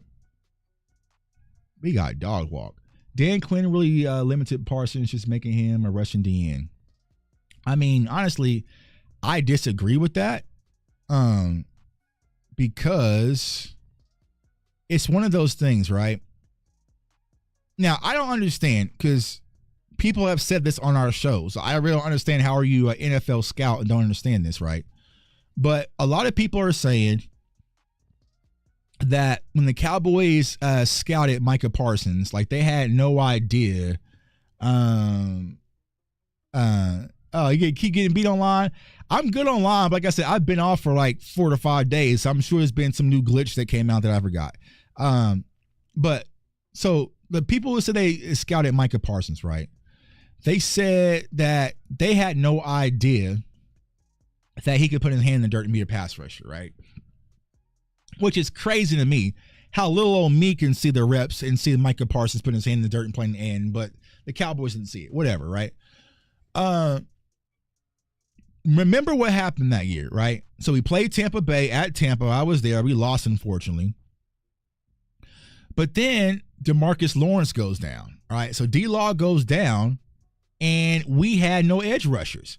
So once again, because the limited of our depth, Dan Quinn is just cooking what he has in house, right? Just cooking with what he has in house. So listen, I'm gonna try to make this work. I have this Micah Parsons kid. Woo! Let's get this 5-star, man. Levi, let's go get this 5-star. So you put Micah out there, and then Micah Parsons just magically becomes one of the best edge rushers in all of football. Well, it's hard to change it and take that back away from somebody. It'll be like if we put Deron Bland in the slot and he became one of the best slot corners in all of football. All right, yeah, get a tight end. Give me a 3-star tight end. You know what I'm saying? Hold on. You know what I'm saying? Hold on. Give me a little 3-star tight end committed. All right, there we go. Austin Russo. Get me a wide receiver. I'm saying, all my luggage Louis, man. All our luggage Louis. We trying to get these boys over here. You know what I'm saying? Come play with Coach Tuck. Man, in Wichita State. Yeah, he had to cook with what he had. So you can't get mad at Dan Quinn because you tossed this kid at edge rusher. He becomes the best all-pro. You know what I'm saying? He becomes all-pro. You can't take it away from him. Like, well, good job, right? Because we will all be sitting back. If we sat back and saw Micah Parsons win Defensive Rookie of the Year, all-pro, causing chaos as an edge rusher, the following season, he's playing middle linebacker and he's dropping off in coverage, not coming forward anymore, we would lose our minds. And so it's like, I get it. Dan Quinn is gone. We want to hide all the evidence on Dan Quinn. But if we're being honest, like, can you blame him? Like, I can't, you know what I'm saying? Can you really blame him? Actually, I'm going to play one more game, y'all. What time is it? It's 4:30. I'll run one more game and keep talking to y'all. All right. So, cool. We'll keep cooking. Actually, I want to do this. I'm going to try a different playbook.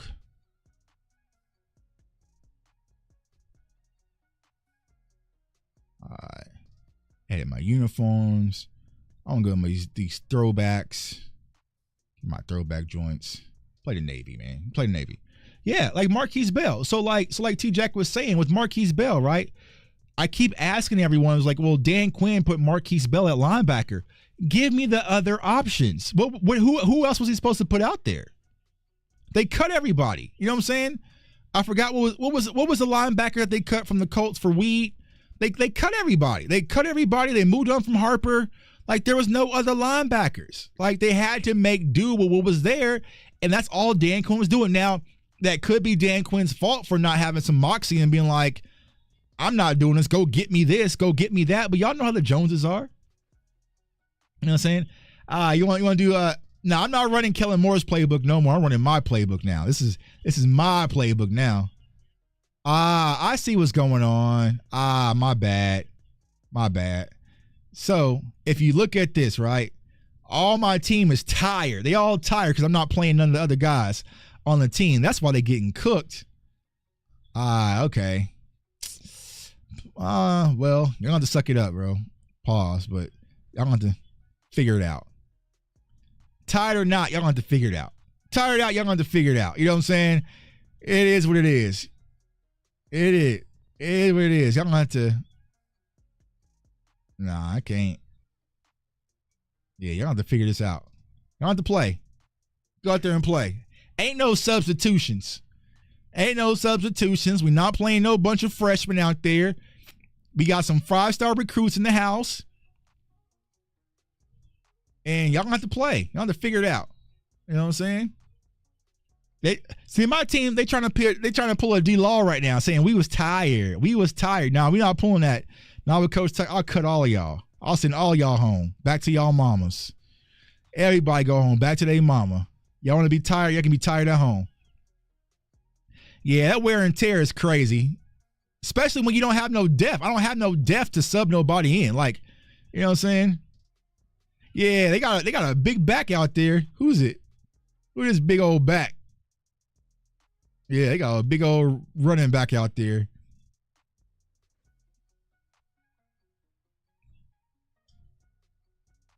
Yeah, we gonna stay on him though. We gonna stay on that boy.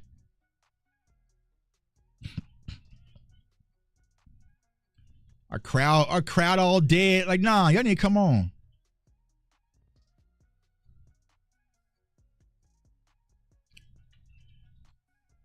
Bro, what?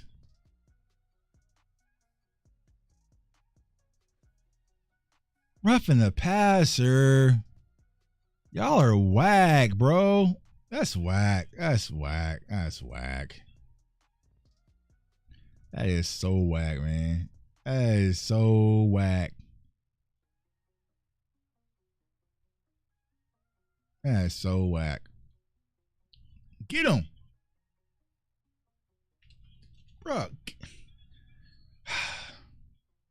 See, now they getting hurt.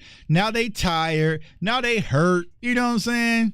Y'all soft, bro. My team's soft. I got to get them boys right. I mean, we was undefeated until that last game, though, but they're right. Can we get Turpin the ball? Man, and he got it. I'll be a fair coach. I'll sub him out since he got a bruised shoulder. Yeah, they got to get Turpin the ball involved a little bit more, man. I think Turpin's a weapon. And I think they will. You know what I'm saying? Because we saw traces of it last year what Turpin can do.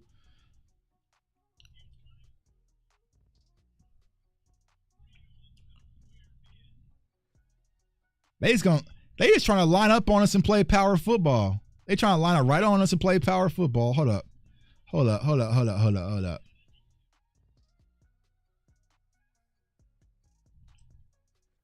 Get him down. Good stop, defense. That's what I'm talking about. Well, I hate they made my coach so ugly, though. Yeah, but Parsons could really easily got the same production at linebacker. Look at Devin White, Hassan Reddick. Parsons is way more talented. But yeah, I agree, right? And you know what's crazy, right? It's funny you mentioned Devin White. When I was recruiting Micah Parsons and talking about him in the draft stuff, I was like, man, it would be nice if we can turn Micah Parsons into our Devin White. But if you look at it, bro, he's 1,000 times better than what Devin White would ever be. There we go, Poe. There we go, Poe. Who wants it? Who want? I am checking to see who wants to stay here next year. Because I'm sending everybody home. You tired? I can send you home to your mamas. You know what I'm saying? But yeah, it was like, think about that. It's like, I was like, oh man, maybe Micah could be the next Devin White for the Cowboys. He is far more talented than Devin White. You know what I'm saying? He's far more talented than Devin White.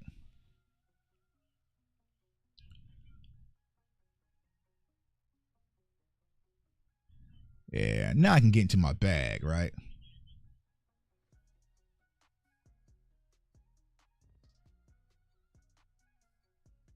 Yeah, I can hot route now. I can hot route and I can really cook now.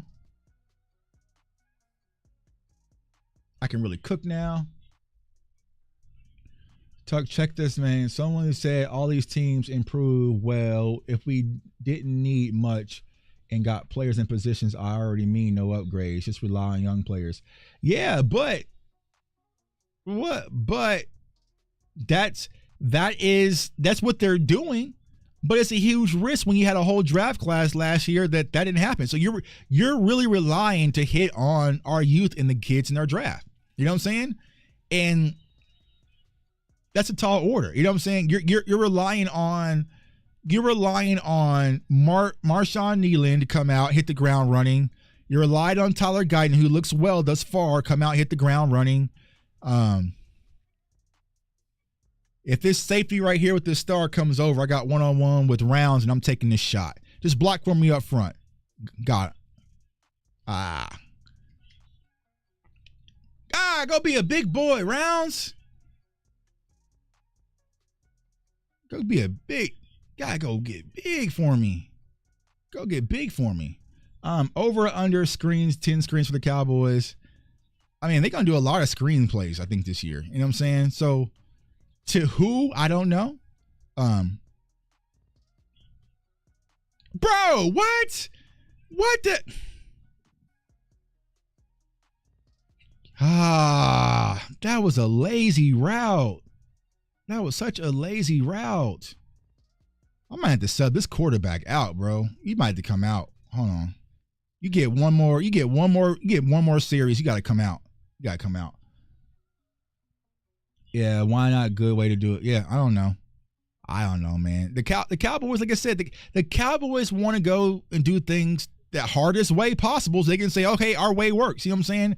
And I just don't get it or understand it, but it's just what they gonna do. And it's a lot of it comes down to ego. You know, they just have ego where it's like,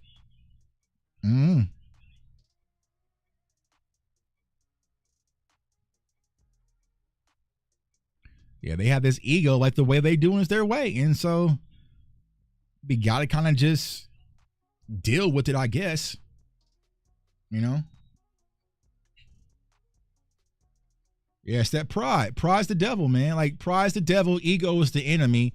And that's the Cowboys' biggest opponent. It's not the 49ers. It's not the egos. It's the pride of their front office that they feel like the way that they're doing this is the way they're doing the way it works. Like, they don't want to have, I don't know. And I gave this analogy. I think I was talking to Rome and DMV, right?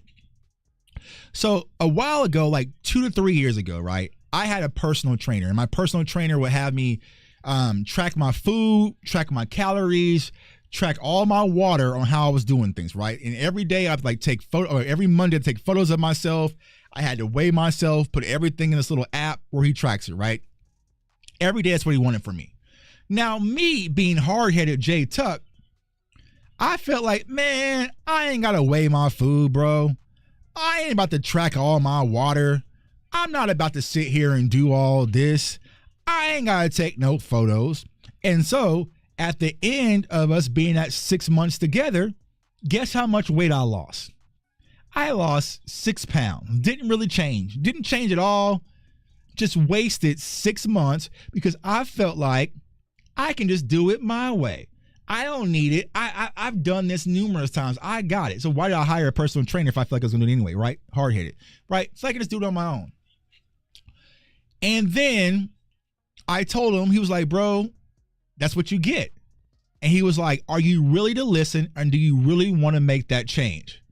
And I was like, all right, I really do. Cool. All right. I started tracking my food, weighing my food, doing all my calories, doing everything he told me. I was cutting weight like that, y'all. I was getting results. I was, you know what I'm saying? I was looking the best I ever did. I posted a photo on Instagram. My muscles and my neck was all, you know what I'm saying? I was ripped because I finally just shut up and let someone else lead the way. That's not the Cowboys. They're like me. I'm gonna do it my way. I'm gonna do it my way. And you're gonna look up 30 years and you only lost 2 pounds. You've been doing the same weight loss program for 30 years and the Cowboys have only lost 3 pounds. You know what I'm saying? So it was just one of those things where it's just like, sometimes you have to put your ego to the side and say, listen, I need help. I can't do this. You know what I'm saying? Like, something's not working. Something's not right. You know what I'm saying? Like, not just with the Cowboys, in life.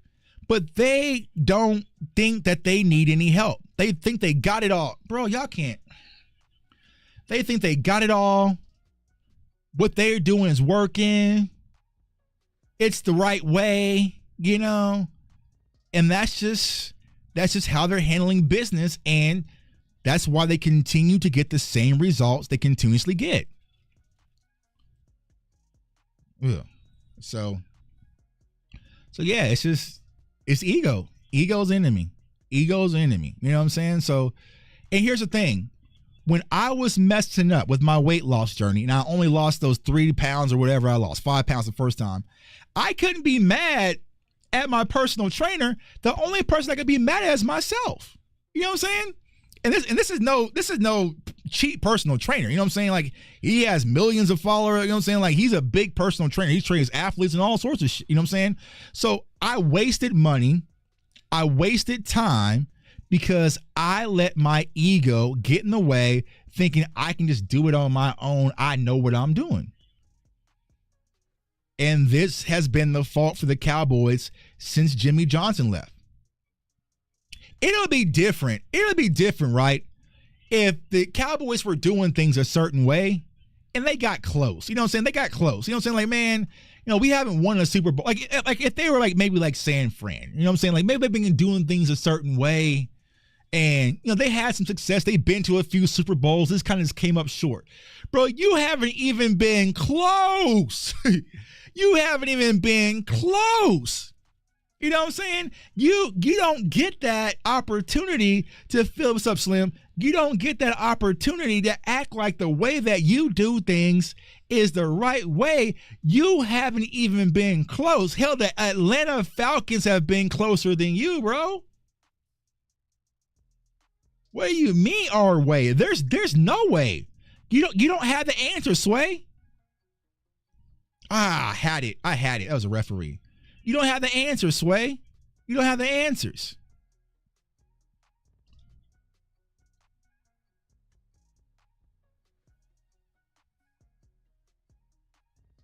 God damn, can y'all block for me? This team, bro. This team.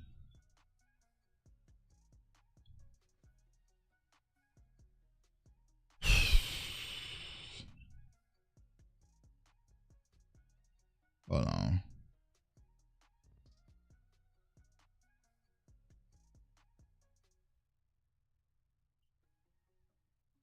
Golly, bro. I don't even know if he got this in you. Woo, look at this field goal, y'all.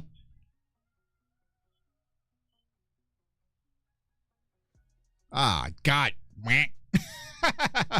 I hate kicking on this game, bro. Nope. Should have just punted it. And like I said, one of the people in the media are going to say Dallas takes so long. I don't know, man. I honestly, I don't know anymore. I really just don't know. Like, I really don't know anymore. What's it going to take? Well, I know what it's going to take, y'all. I know what it's going to take to get what we want, but it's going to suck for us. Like, we're going to have to suck for a few years for it to happen. And the problem is that'll never happen as long as we have Dak Prescott out there. You know what I'm saying? Long as we got Dak out there, we're going to be competitive. You know what I'm saying? So they're going to run with that as long as Dak is out there. You know what I'm saying? So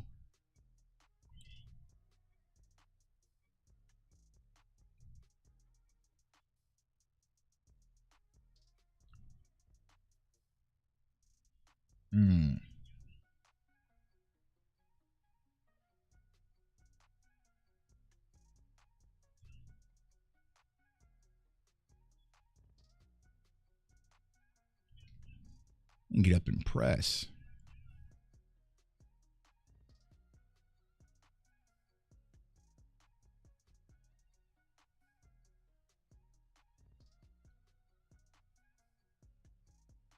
There we go. Get some pressure. And you from us what to do, famo. Truth is truth. Yeah, most hated. But yeah, I don't know, y'all. So I honestly don't know. Like, the only thing I can think that can happen is if they went through some bad years, horrible teams, ticket prices, empty stadiums, all of that stuff. You know, I think that's the only way that the Cowboys are ever kind of recognize, okay, maybe what we're doing is not right. But as of right now, as long as they're competitive, that's all they really care about, because that keeps people interested. It keeps ratings high. You know what I'm saying? You can always sell the story of, you know, accident waiting to happen, all that stuff. You know what I'm saying? So you can continue to sell that same story over and over as long as we're competitive. So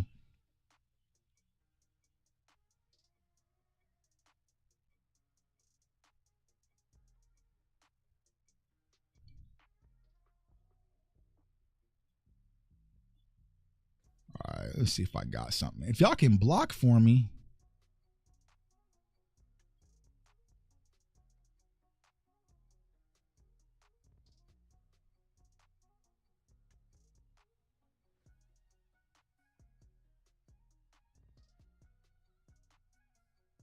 Oh, no.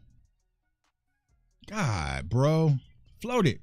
Zimmer is the head coach in waiting. I hope not. I hope not, but it smells like it. It really smells like it. I hope not. Tobert have over 900 receiving, 9. I wouldn't say 900, but I can see 7. I'm gonna say 900 because you have that. I think personally, I think Ferg's gonna touch 1,000. I think Cook's gonna touch 1,000. I think Ceedee is gonna touch 1,000. So in order for Tobert to touch 1,000 or 900, like, that's a lot of airing out. That's a lot of airing it out. So.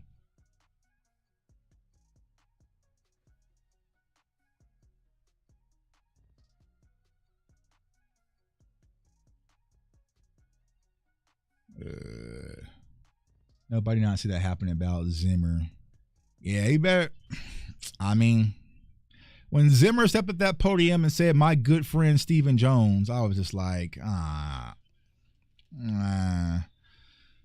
was just like, you know, it is what it is, y'all. But I don't know. I really don't know about this team, their thought process, and what they're really trying to do. I'm saying, hold on, let me check it. All right, cool. Make sure Twitch is still going. Well, yeah, man. So, like I said, y'all, but I think, like I said, they're going to rally together. They're going to play ball. No one's going to realize Tober's that guy. Yeah, I mean, I can't wait. You know what I'm saying? I got receipts about Tober, so I can't wait. And like I said, Mike McCarthy spoke about Tober, like his face like lit up. You know what I'm saying? So they got big plans for Tobert. It's just like the opportunity. And I feel like last year it was just Michael Gallup in the way. But if you're thinking about it, there's a lot of games where Jaylen Tobert got more reps and more snaps than Michael Gallup. You know what I'm saying? So,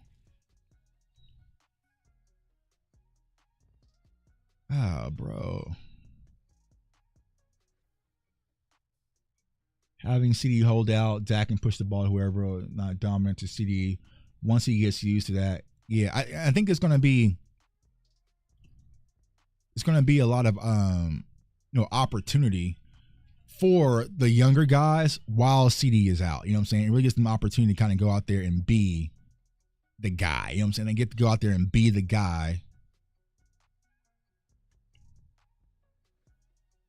All right.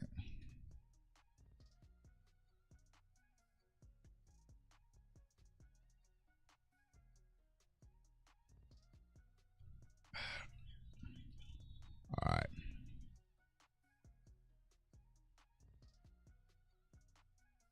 We gotta win this game. We got recruits here, y'all. We got recruits. We can't lose to them with recruits here.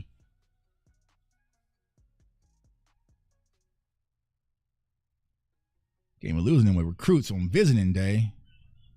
God, okay. Now I see. Look at Poe, bro. He's all yellow and you know what I'm saying? Dang, let's have sub out running backs and everything. Trying to play their dudes so they can get help. Yeah. Yeah. If I had to gauge it, y'all, I think Ceedee will be back by the Vegas game. By the Vegas game is when I think that Ceedee Lamb will be back in Dallas and they'll get the deal done. I think that Ceedee Lamb gets done before Dak Prescott gets done. And what happens with Dak, we'll have to see what happens with Dak. But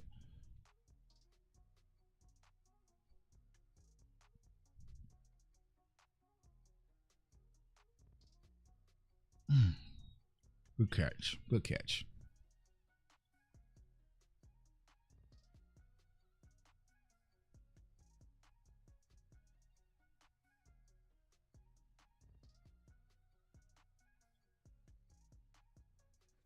Ah, bro, come on. Give me something.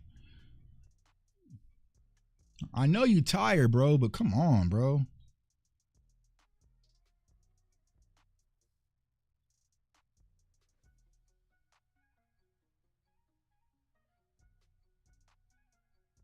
Yeah, Cooks need to be solid this year. Yeah, I think Cooks is gonna have 1,000. He's gonna touch it. I think, yeah, I'm giving Cooks 1,000. Because honestly, like if you go back to last year, he had a lot of opportunity and he was open. It was just that he just wasn't a focal point yet.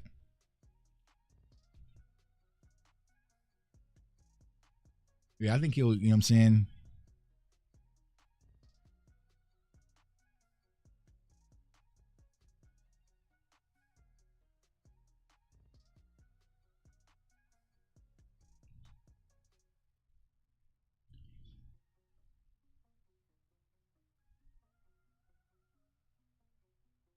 Yeah, a little fullback action, man. What's up, D-Block? What's going on with you, bro? We just chilling, talking some Cowboys football, playing some college football real quick. You know what I'm saying? Tuck, where's the spin move? Oh, yeah, tournaments are banning Kansas and Ohio State because of that daggone spin moves. Why they banning Kansas? Why they banning guy Kansas? They banning Devin Neal. Like, why are they banning Kansas? Nah, they can't ban Kansas, bro. And I can't do no spin move because these running backs are like a 65, 70 overall. Like, you know what I'm saying? So there's no spin move I can do. You know what I'm saying? I'll try to hit one, but it's so damn slow. But yeah, my guy Devin Neal, you can't ban Kansas. You can't ban Kansas, bro. Not in tournament play. That's whack. That's whack. Nah. I'll be damned. Nope. Because nobody has a problem playing with Texas. Nobody has a problem playing with Alabama. Nobody has a problem playing with Georgia. And you going, yeah. Let's see here. What was that about Tyler Guyton? Yeah, Tyler Guyton's got off a good start, man. And here's the weird thing, right? A lot of people are like, oh, Tyler Guyton is, he's looking decent at camp. And he'll have like, if anybody watches my draft content, now this is for my draft content, I wasn't a fan of Tyler Guyton being the pick because I felt like there was better talent available, especially at the center position, right? It was no slight to Tyler Guyton. I did a whole film breakdown on him, everything. Loved him as a prospect. I was not for the Tyler Guyton pick because we were in range to get Graham Barton, right? And I feel like Graham Barton was a slam dunk, easy layup, right?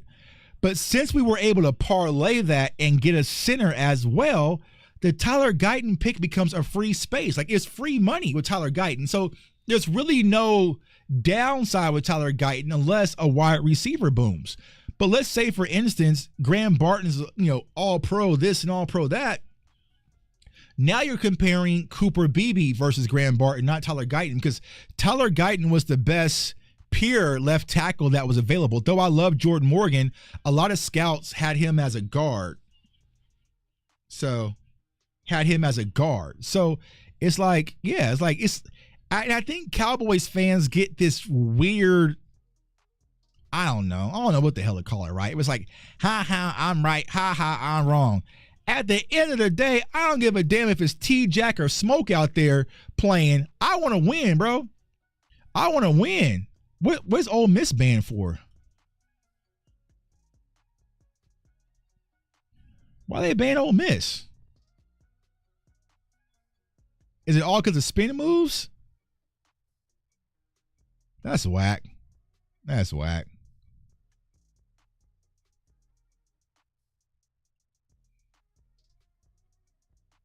Here we go. Let me see. Can I get one-on-one on the outside? If I can get one-on-one with Square, I gotta watch this safety. I think they're in the zone. So if he rotates to over that post route, I should be able to take it. Oh. Should be able to take it, y'all. I should be able to take it, y'all. That's where all that film comes in handy. All that film watching comes in handy. And I literally can sit there and read the defense. Now, here I had a backup my quarterback just hung that thing out there, right? But I was able to read the defense. You know what I'm saying? I'm able to read the defense. I read a defense or two back in my day. You know what I'm saying? I just ain't got no talent. I'm telling y'all, if those teams got that spin move, they banning them teams. Nah, that's whack. That is whack. And here's the thing, right? Mark Holmes in the building. What's going on with you, bro? I will say this. When we had NCAA 14, back in my day, back when I was young, you know what I'm saying? Back when I was young, right?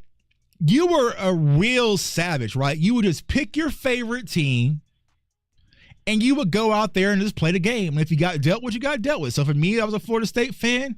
Back then, Miami had all this talent and everything, you know what I'm saying? And my college roommates were Miami fans. They had Hester and Sean Taylor and Ed Reed and, you know what I'm saying? Like all this talent. Hey, we gonna go out there and bang. But these kids today, they're so soft and scary and afraid to lose. Everybody wants to play with Georgia. Everybody wants to play with Texas. Everybody wants to play with Ohio State because they're so scared to lose. And I think this mutt culture where everyone has these overpowered teams that can do everything, they're not no killers, man. Like I played against some of my favorite YouTubers in Madden, right? How they play in Ultimate Team is completely different how they play in regs. And I play Ultimate Team, but I hate Ultimate Team because it's so corny. It's so Magic the Gathering coins and all sorts of cars and stuff like that. Like, bro, like, you a Cowboys fan, pick the Cowboys and bang out. If you're a Raiders fan, pick the Raiders and bang out. Like, stop being so scary.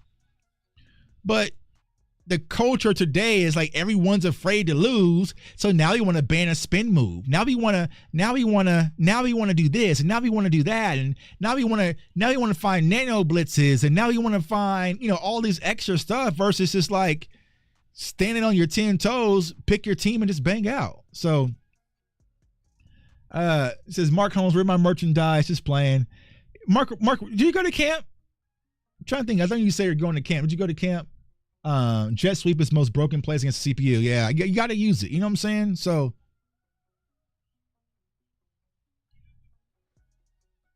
and that's why I was like, you know what? Yeah, that dollar blitz offense. You know what I'm saying? Yeah. But see, like, stuff like that, man, it's just like it takes away from the game. Like there's a man defense glitz where you can just like completely glitz out the run. You know what I'm saying? You can glitz out the run and completely just do that. But it's like for the most part, bro, like I don't want to do all that, bro. I want to come in here, just play ball, have fun. You know, it just is what it is. But everybody's always kind of scared. Everybody kind of scared. Nobody wants to catch no real wreck. You know what I'm saying? So, ooh, that for me? That for me? That for me? He was so surprised he caught it because he was getting dog walked all last game. Yes, fast probably goes crazy at jet sweep. Yeah. Oh, yeah. So I already talked about that with Deuce, man. You already know Mike McCarthy's going to get sneaky with Deuce and, you know, put that boy on. What are we doing? Let's go jump. No, I don't want to go jumbo. Yeah. Yeah, it's pay for speed. You know what I'm saying? Like, so crazy thing, like 1 year, it was during the pandemic, I think so 2020, right? I spent like $2,000 on an ultimate team. Just because I was bored, right? Because we couldn't go out anywhere. We were stuck in the house, right? So I spent $2,000 on an ultimate team, right? Played a few tournaments, and I was dog walking a lot of people. And it wasn't because I was good at playing Madden. It was just because my team was so OP. You know what I'm saying? So I'm like, this is stupid. It's the same thing with 2K. Like all these people be shooting backflips and, you know what I'm saying? Like, bro, you're not no savage, bro. You don't get no respect on my end. If you can play regs and hold your own, that's where I give you respect. But all this mutt and cut and, you know what I'm saying, and pay to play and all that stuff, bro, like you don't get no respect from me. You know what I'm saying? If you ain't got the team's jersey in your closet, you ain't no respected killer on my end, bro. And I got a Devin Neal jersey in my closet. Devin Neal's the homie. You know what I'm saying? Like Devin Neal's my guy. I'm gonna try to get him on the show. You know what I'm saying? I got a Devin Neal jersey in my closet. You can't tell me I can't spin with Devin Neal, bro. I'd be damned if you tell me I can't spin with Devin Neal. I'm spinning with Devin Neal. You know what I'm saying? Now, you show me your Georgia jersey. Show me your Texas jersey. Show me your Ohio State jersey. Show me your Oregon jersey. And then we can rock. If not, I don't respect you, bro. You're not no killer. That's how I am in the game, bro. Yeah. You know what I'm saying? But speaking of Devin Neal, man, we're going to talk about him a lot draft season, so y'all get prepared. So I'm ready for him. We're probably going to start some draft stuff like in 2 weeks, y'all, because here's what I'm trying to tell y'all. And a lot of people are like, oh, Tuck's giving up on the season. Aren't doing like, no. I'm not doing draft stuff this year just for the Cowboys, right? Because one, they don't listen to nothing I say any damn way. So what's the point, right? But two, it limits your knowledge for the prospects, right? Because like case in point, you know, y'all know I love Josh Downs. Like Josh Downs was like my dog, right? The wide receiver out of North Carolina. Well, his brother, Caleb, who played for Alabama, who's transferred to Ohio State, he is a dog. Like Caleb Downs, he is a savage, right? But if I'm just covering the draft just for Cowboys fans, y'all going to say, we don't need a safety, Tuck. We don't need a safety. We don't need a safety. So I'm going to cover the draft for all teams and just put out content for everybody. If you grab it, you grab it. If you don't, you don't. You know what I'm saying? I'm not going to make a lot of Cowboys draft specific content anymore because we did 142 damn running backs and we drafted 0. So it's like, what's the point? So that's why we're going to start draft content. They didn't give me that first down. That's whack. That's whack. Soccer games from EA high your record in Ultimate Team, so your feelings don't get hurt. See, that's even better. You know what I'm saying? But it's like, I used to, you get online and you're playing Ultimate Team, and then all the cars drop, and you see this guy got a 99 Randy Moss, and a 99 Sean Taylor, and a 99 Deion Sanders, and a 99. And it's like, bro, what are we doing here? Like, what are we doing? Like, let's just. It is what it is. And they really be whack, bro. And they be feeling themselves. You know what I'm saying? They really be feeling themselves. I'm like, you're not even that nice. You're not even that nice, bro. You just have this juiced up team. You know what I'm saying? So I don't respect you as no killer. You know what I'm saying? I got to see your regs game.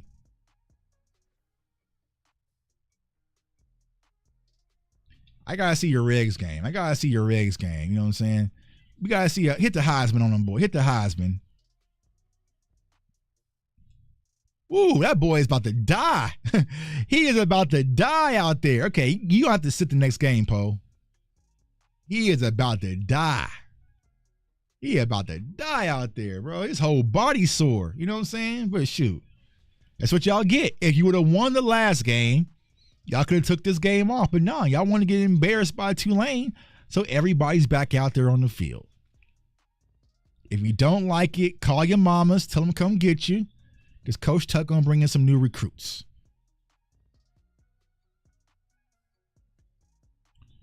Yeah. Let's see here. But yeah, overall, good camp, y'all. Good camp thus far.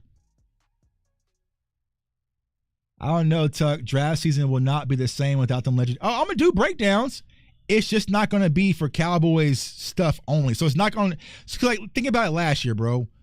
All the positions that we talked about was running back, linebacker, and offensive lineman. You know what I'm saying? So we missed out on a lot of talented players because we were talking about the same position over and over and over and over and over again because we were just focused on the needs of the Cowboys. You know what I'm saying? Versus I can do a film break, like case in point, right?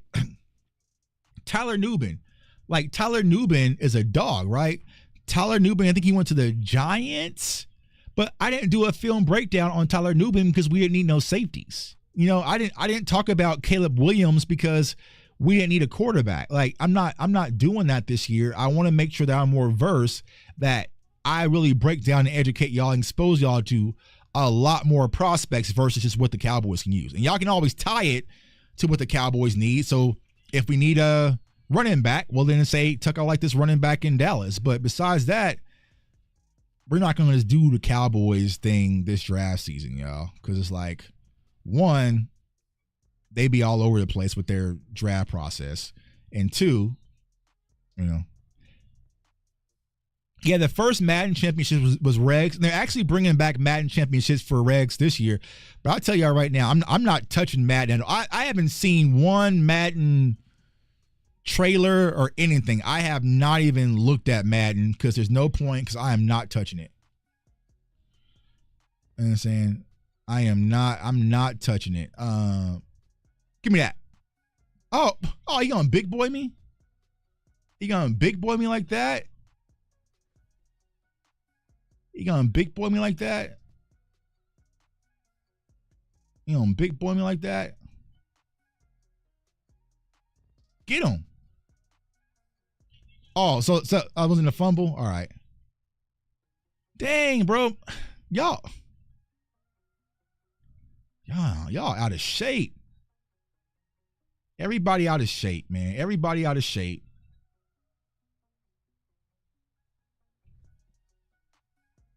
Everybody out of shape. Get him. Eric, get him. Get him. Get him. That Mike Zimmer double A gap. You better not. You better not. There we go. Turn around. Rev on up. There we go.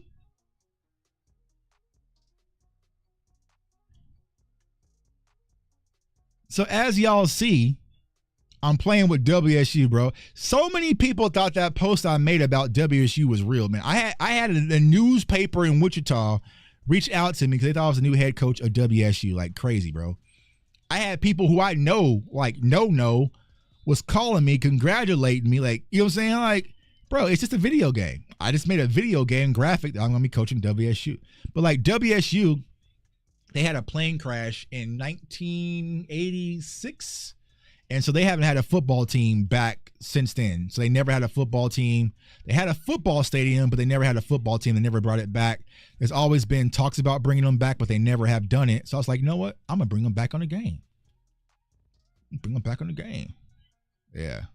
Oh, bro, it was crazy. Like, it was like so many people reaching out to me, congratulating me on getting the head coaching job at WSU. I'm like, they don't even have a football team, bro. Like, they haven't had one for like over 30 years. And like, oh yeah, we saw this. Do you mind if we sit back and interview you, coach? I'm just like, bro, like, I talked to Knicks because I was going to do Nebraska. Originally, I'm going to do Nebraska, right? I was going to buy all this Nebraska gear.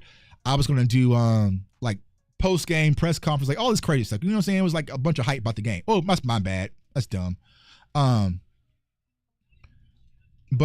Yeah, so Knicks was like, yeah, let's just do it. You know what I'm saying? Let's just do it. So Nick started putting out all the stuff for the Dynasty mode and started making graphics. Well, I was like just sitting at home watching movies with my boys. I was like, oh, Nick's like, did you make a graphic yet? I was like, oh, let me make one real quick. So I made one, put it on Instagram, thinking that everybody would know it was just, you know, what everybody's been doing all damn day. Nah, it went crazy. Like, I'm telling you, like, players reached out to me. Some of y'all favorite Cowboys players reached out to me like, yo, Tuck, congrats. I'm like, bro, ooh. I'm like, nah, bro. Like, it's just a video game, bro. It's literally just a video game, man. You know what I'm saying? So, but it shows how easily people can just buy into stuff blindly online. Like, it's just like crazy. You know what I'm saying? Like, it's just crazy how easy that can happen. So it's like, nah, bro, it's just a video game. So, and that's like the second time that's happened to me, right? I did one thing where I got a Cowboys that Cowboys practice jersey I always kind of wear, right? And I had posted like on my Facebook, and I was like, yo, my dreams finally come true. I'm gonna get a tryout for the Dallas Cowboys, you know, just bull, like, bro, like I'm old as hell, right? Bro, I had so many people congratulating me for getting the opportunity to play for the Cowboys. I had old girlfriends calling me. I had Instagram models hitting me up. I freaking had like all these people reaching out to me because they thought I was about to get a tryout for the Dallas Cowboys. Now, here's what I'll say. If you are on the Dallas Cowboys roster, there's a lot of perks. There is a lot of perks. I had to shut my DMs down on Instagram because everybody thought I was about to go play for the Cowboys, right? And I was like, listen, y'all, it's just a practice jersey. Like, it's not that serious. Like, it's just a joke. Like, I'm just joking, right? And then what happens, right? We go to church, and the pastor starts talking about it at church and wants the church to pray for me as I gear up to go play for the Dallas Cowboys in my tryout. And I'm just like, dog, what are we doing? And it's like, what do you do? Like, what do you do when the pastor's up there having a sermon, he calls you out and wants to pray for you at church? I can't be like, I'm just joking, everybody. It was just a joke. So, like, the church was kind of praying for me, and you know what I'm saying? And I was like, y'all, think. My old ass knees, I ripped my back up just like doing some deadlifts. You know what I'm saying? You know what I'm saying? Yeah, bro, that plate was coming at you quick, bro. Everybody was coming at me quick. All I did was posted a practice jersey, a Dallas Cowboys practice jersey. It was like, yeah, I'm getting my opportunity to finally play for the Cowboys, man. Everybody bought into it. Phone was blowing up. Girls calling me. Old girlfriends messaging me and saying they always believed in me. I'm like, how can you say you've always, if the Cowboys are bringing in, at that time I was like 35, a 35-year-old linebacker, which sounds very realistic is how the Cowboys go about business, right? It sounds like they'll bring in some old 35-year-old linebacker off the street who's been playing college football games all day. Sounds like something Stephen Jones would do. I'll probably put the Stephen Jones price. But they believed it. I always believed in you. I'm a Chiefs fan, but since you're going to be playing for the Cowboys, I'm going to be a Cowboys fan. Where can I buy your jersey? And the number was like 68. I forgot what numbers on that. It's like some hideous number, like some offensive lineman number. Crazy, y'all. Crazy. But yo, I appreciate y'all walking with me for so long, man. I might do this more often because, like I said, I'm killing two birds right now. Right now I'm on Twitch. Right now I'm on YouTube, and I'm also on Instagram. So salute to everybody across all the platforms rocking with me. A lot of football content coming. Let me know. Do y'all want CFO game? Let me know. Do y'all want that Shaka Tony film breakdown? I have it already cut up. I can drop it if y'all want to watch it. If not, we can just skip it and just say it just is what it is. Let me know in the chat if y'all want to watch that, man. But I appreciate all of y'all, man, for rocking with me for so long, watching me play the game. We'll probably do this more. Probably do it tomorrow because I'm going to be playing a game all damn day anyway. So might as well kill two birds with one stone. Nah, you know what I'm saying? But also, check me out, y'all. I'm going to be in a lot of places, y'all, so I'm going to be extremely busy. But remember, CFO Game, this is home. So I have Roundtable Sports. I will be on the NFC East Roundtable every Thursday from 5 o'clock to 6:30 on the Roundtable NFC East. I'll be posting about that. Then also on Roundtable Sports, I'll be doing my own, well, not my own, sports betting show. Not sure on the details of that. We got that working out, but we got to get the right. Also, I will be here on Kansas City ESPN Radio with my guy Darren Smith on KLKC every Saturday morning. So talking college football. I will also be doing a live show covering the Kansas Jayhawks football team. So I'll be covering the Kansas Jayhawks football team for their home games. And then also I'll be with Des Bryant in High Point, doing a lot of fantasy football content over there. Then I have the Pickett Show. We're working on the Pickett Show, but once again, and then Ask and You Shall Receive. Me, Rome, CFT, and DMV, we are going to start the Cover 3 show. That's the name, Cover 3 show, where every week we'll be breaking down Dallas Cowboys content, us three just going ham. Not sure the date. It'll probably be on a Thursday, maybe, or maybe a Wednesday, depending on how everything lines up the schedule. So look out for that, man. Look out for your boy, man. I'm going to be everywhere this football season, no matter what the results is. I tell everybody, I came in this game in 2020. I came in this game under Ben DiNucci, Garrett Gilbert, Andy Dalton. You know what I'm saying? There's nothing worse than that. Like, to come in under that season 2020, which was horrible, it ain't getting no worse, man. So it's all up from there. Yeah, Angry Cowboys fan, yeah, absolutely, bro. Hit me. We can definitely rock, man. I'm going to have more guests, have more interviews. We're going to do draft content on the channel.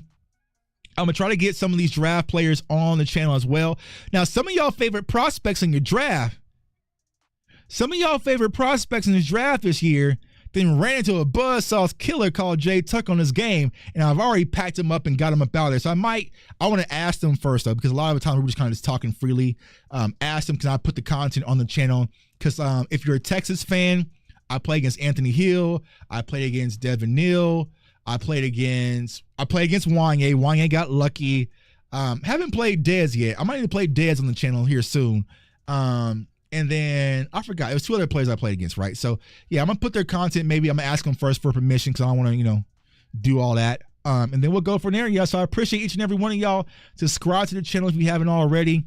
Follow me on Twitch at JTuck151, all across all social media platforms, Twitter, Instagram, TikTok. We just rocking, staying solid, no matter what, Cowboys Nation. We got each other, man. We got each other. Even if Stephen Jones ain't going to do nothing, Jerry Jones ain't going to do nothing, we got each other. And, that's something that someone really turned. Yeah, so the plane crash was 1970, okay? Plane crash was 1970, but they had a team in 1986, right? I think 1986 is the last time they had a team, something like that. But at the end of the day, like, I was talking to my guy, Kelly K9, Suits to the K, Cowboys Cave, him and Mike Tag, right? And he was like, Tuck, always remember this. And Mama Tuck has been sharing this with me as well. And I'm going to share this with y'all. We love the Cowboys. We bleed it, silver and blue. A lot of you do, right? But remember this. The game is just extra. The game is just extra. What is the joy with Cowboys Nation? It's the people. It's the people in the comments. It's when I get to Dallas and I see everybody walking around in Cowboys jerseys and hats and stuff. I feel at home, no matter if I'm in Kansas City or I've been all the way to Thailand and other countries. I see Cowboys fans. It's instant love. I met a Des Bryant fan all the way over in Thailand, and we got drunk as hell. You know what I'm saying? That was the first time my wife has ever seen me kind of like that. She had to carry me, right? But we had such a blast meeting a Cowboys fan on the other side of the world, y'all. So at the end of the day, the results, yeah, it does matter, but it's about us, the people in this community. And I have to always remember that. That's my joy. So when I'm at the game and we're out there tailgating, having fun with drinks, talking, laughing, getting away from the stresses of our day-to-day, that's what it's really about. If we win, we celebrate even harder. If we lose, we come over here, we'll bitch about it, and we'll get right back to it. So keep everything in the forefront. We get to the season, but I'm excited. Football carrying up. If you're going to be in Vegas for the preseason game, I will be in the building Vegas. My wife's birthday is that weekend, so I'm taking her to Vegas and doing some types of concerts and stuff, but also 2 birds with 1 stone, going to see the Cowboys as well, play against the Las Vegas Raiders. So I appreciate each and every one of y'all. Have a great weekend. I want everyone to stay safe, stay blessed, stay encouraged. And if you run into me on College Football 25, it's nothing personal. It's just business. Peace.